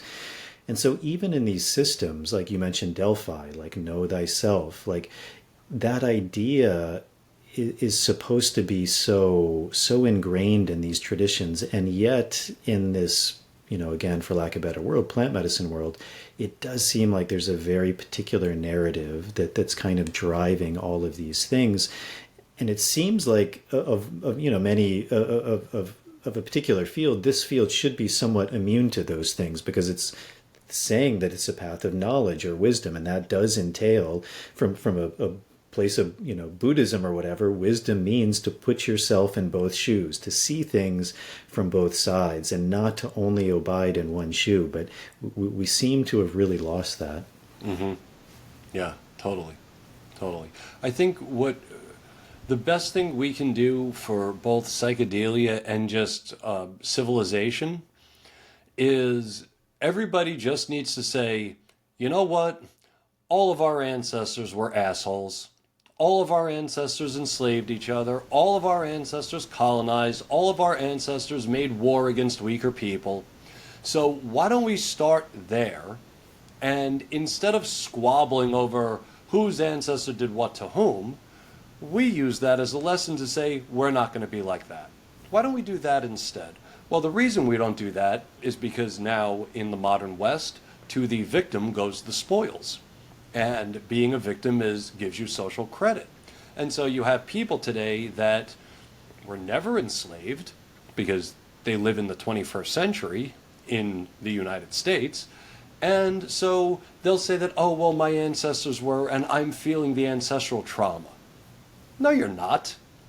You're just looking for a handout. You just want, and it's literally, it's one of the most disgusting modern human behaviors, is standing on the pain of another person from another lifetime to reap rewards for yourself in this lifetime. It is one of the ugliest things people do, and wow, is that all over psychedelia. Everyone in psychedelia wants to talk about their ancestral trauma. No, because my people were also enslaved. I don't feel any ancestral trauma from that. My family came over here from the United States. My family was illegal originally. My great aunt came over from Greece because there was a Turkish soldier that was planning on raping her. So my family rolled her up in a carpet, threw her on a boat. She landed up in Maine, made her way down to New York, and then sent for her brother, my grandfather, and his brother, my uncle. I don't feel any of that. I don't have anything against Turkish people because it didn't actually happen to me. And I'm not going to cite some vague ancestral trauma just so that I could be an asshole and have nobody say anything about it, which is really, I mean, what do you think Chacruna Institute, if you're familiar with them, or Symposia, like, that's all they're doing. They're just claiming, or not so much Symposia, but like Chacruna, they're just claiming an indigenous preferential status so that you can't say, hey, your ideas aren't that good. And I'm not doing that anymore. I'm done with that. We used to bring ideas to the table in psychedelia. You used to go to a psychedelic conference and you would see a battle of ideas, and somebody would clearly have more evidence and more experience, and then we would all go back to our own states and cities and psychedelic groups and whatnot, and we would bring that better information to the people. Now you can't do that because you're not allowed to tell someone that they're wrong. You're not allowed. We all have to pretend that everybody's right 100% of the time, especially in psychedelia. And that's why, sadly, the movement is dying.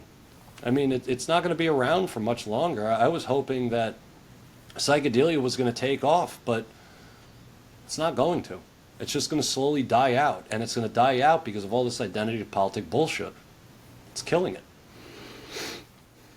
Yeah, I think, without going into things that are too personal, it's very interesting when you also see some of these people and how they are outside of those settings, and, that idea that actions speak louder than words. I think a lot of people, it's very easy to hide behind masks, but when you kind of see through that, it's a very different picture. To maybe wrap things up, I mean, you're a big advocate of psychedelics. We're also talking about like some of the problems or the downfalls of that community. Do you think like where's the rub? Like where's the problem? Is it coming from psychedelics, or psychedelics not kind of a cure-all? Because it seems like they're not, if that same kind of mind virus is penetrating that. It seems like they're maybe not able to do that? Or are they simply amplifiers? So whatever your worldview is, it's going to amplify that.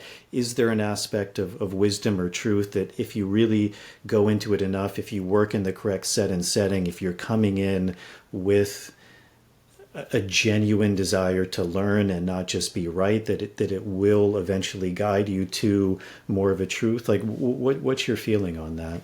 So I used to be very quixotic, and I used to believe that psychedelics would, like, if you were, let's say you were a racist jerk, you eat some mushrooms and you realize, oh, racism is wrong. I used to think that.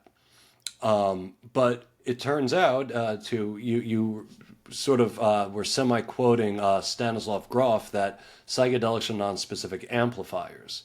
So if you go into that space filled with hatred and anger and ignorance for people that you don't even know, like let's just say the modern leftist would, well then all of that mushroom is going to do is just amplify anger, hatred, and distrust, because that's just who you are as a person. So I had to rethink that for myself. I had to like literally do a complete paradigm overhaul and realize that unfortunately, there is wisdom there, but you have to learn how to be able to receive and appreciate that wisdom. And that's why I always recommend having like a contemplative practice before taking psychedelics or any kind of psychedelic sacrament.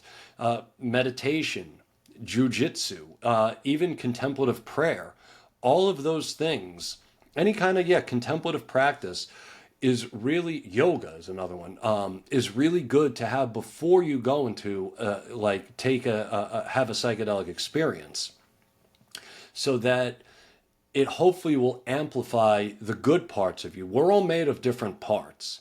I have some parts of me that I think are rather awesome and some parts of me that kind of suck, and everything in between.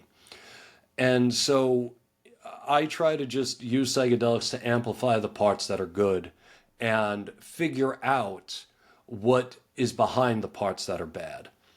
But if you're going into the experience believing that you can do no wrong, or believing that because you have a certain heritage, you can't be racist, or because you're a certain gender, you can't be sexist, well, all that's going to happen is you're just going to become the most racist and sexist person in the room, because you are cut off from the idea that you could be that person.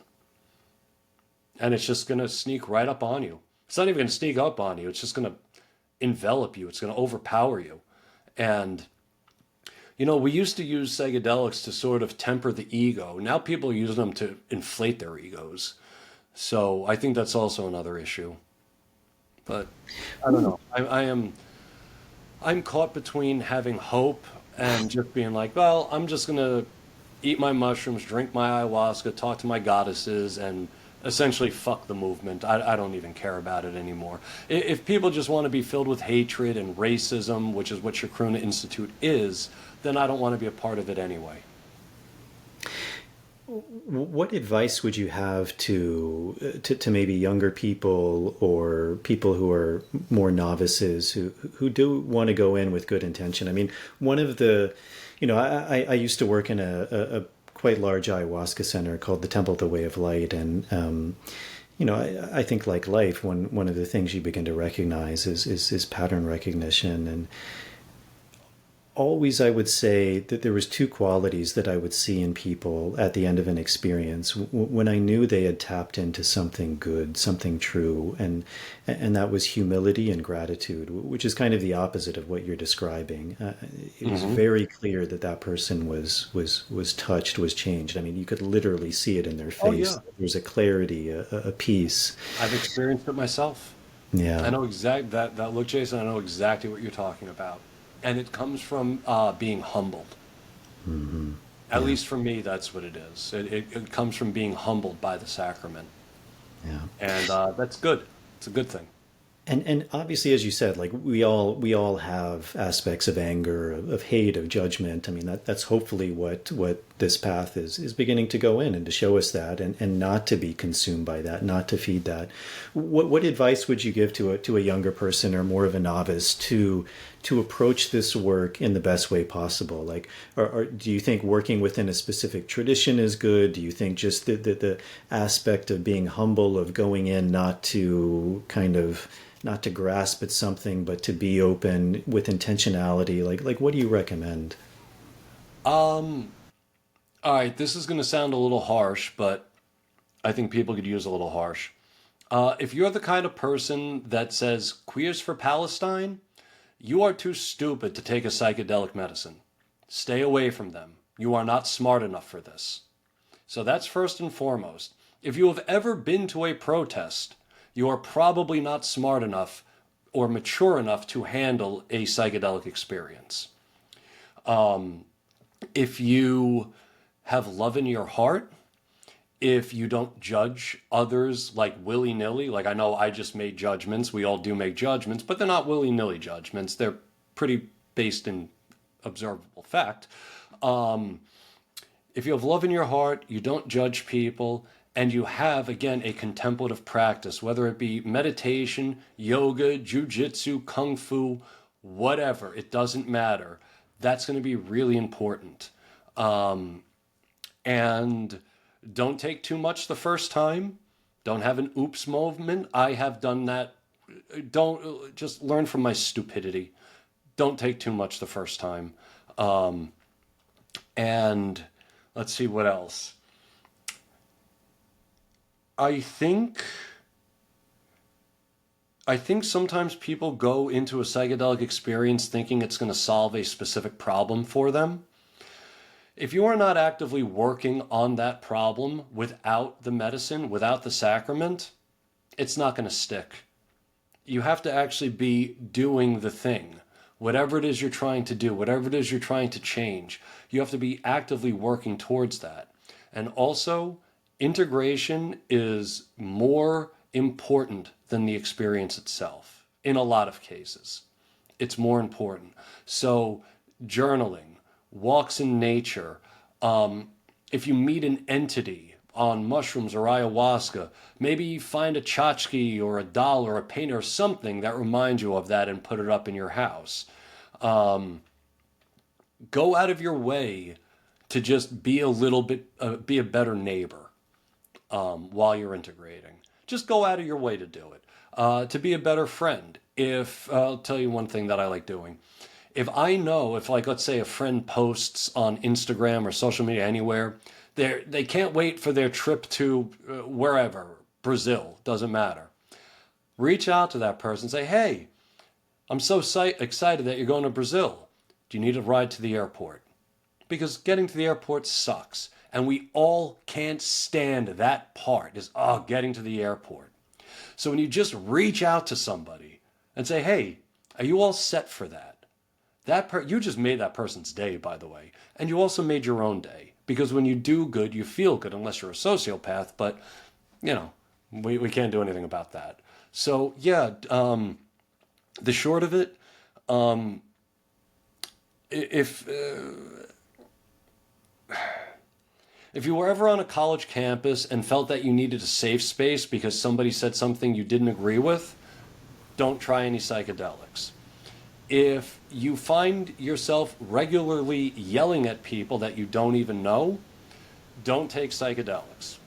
If you are so stupid to show up to a No Kings protest in the United States, too stupid for mushrooms, don't do it. They're going to rock your world. They're going to get on top of you. They're going to eat you alive because you are not mentally fit enough for the experience.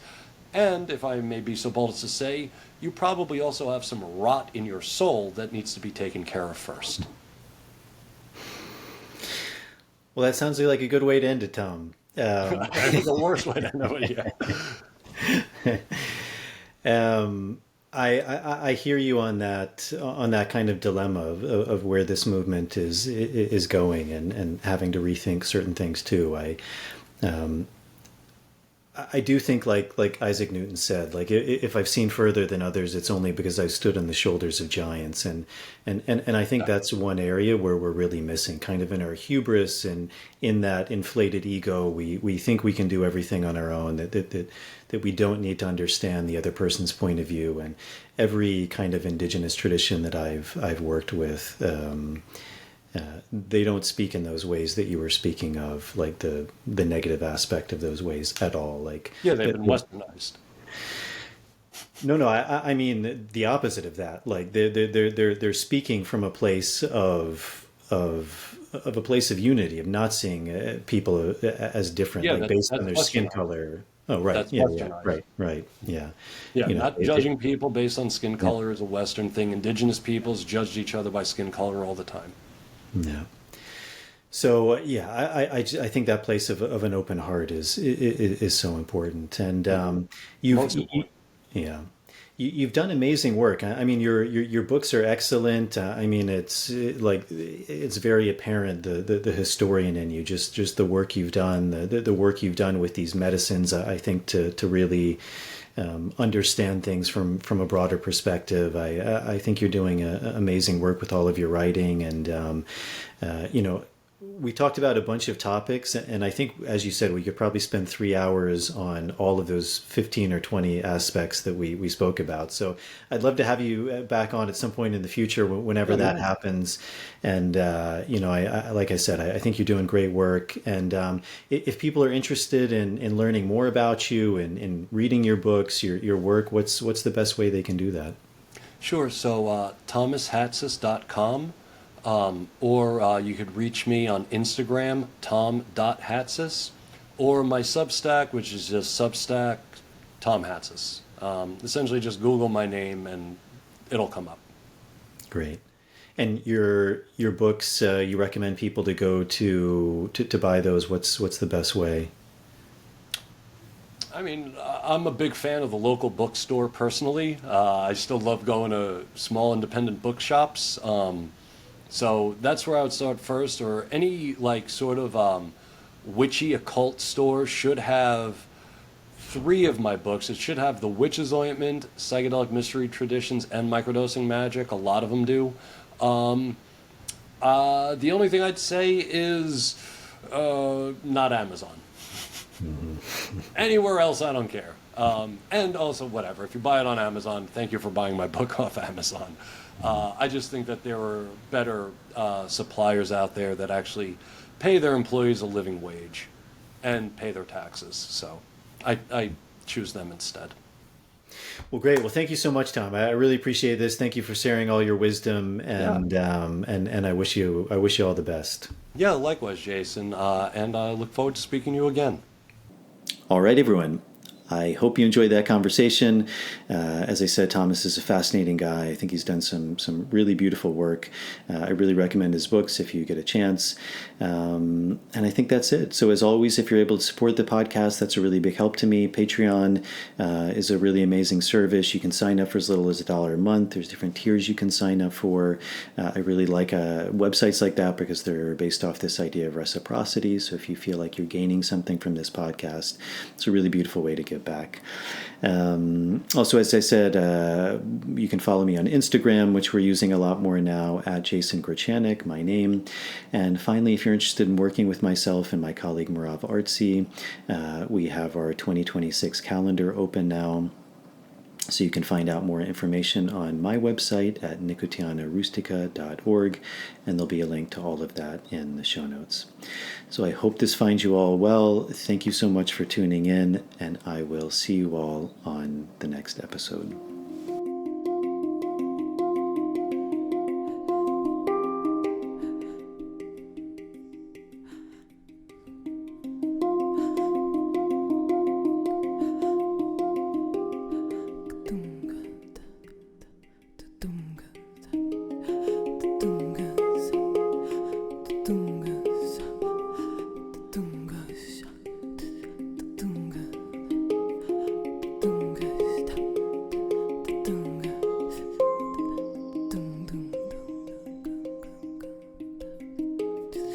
Dung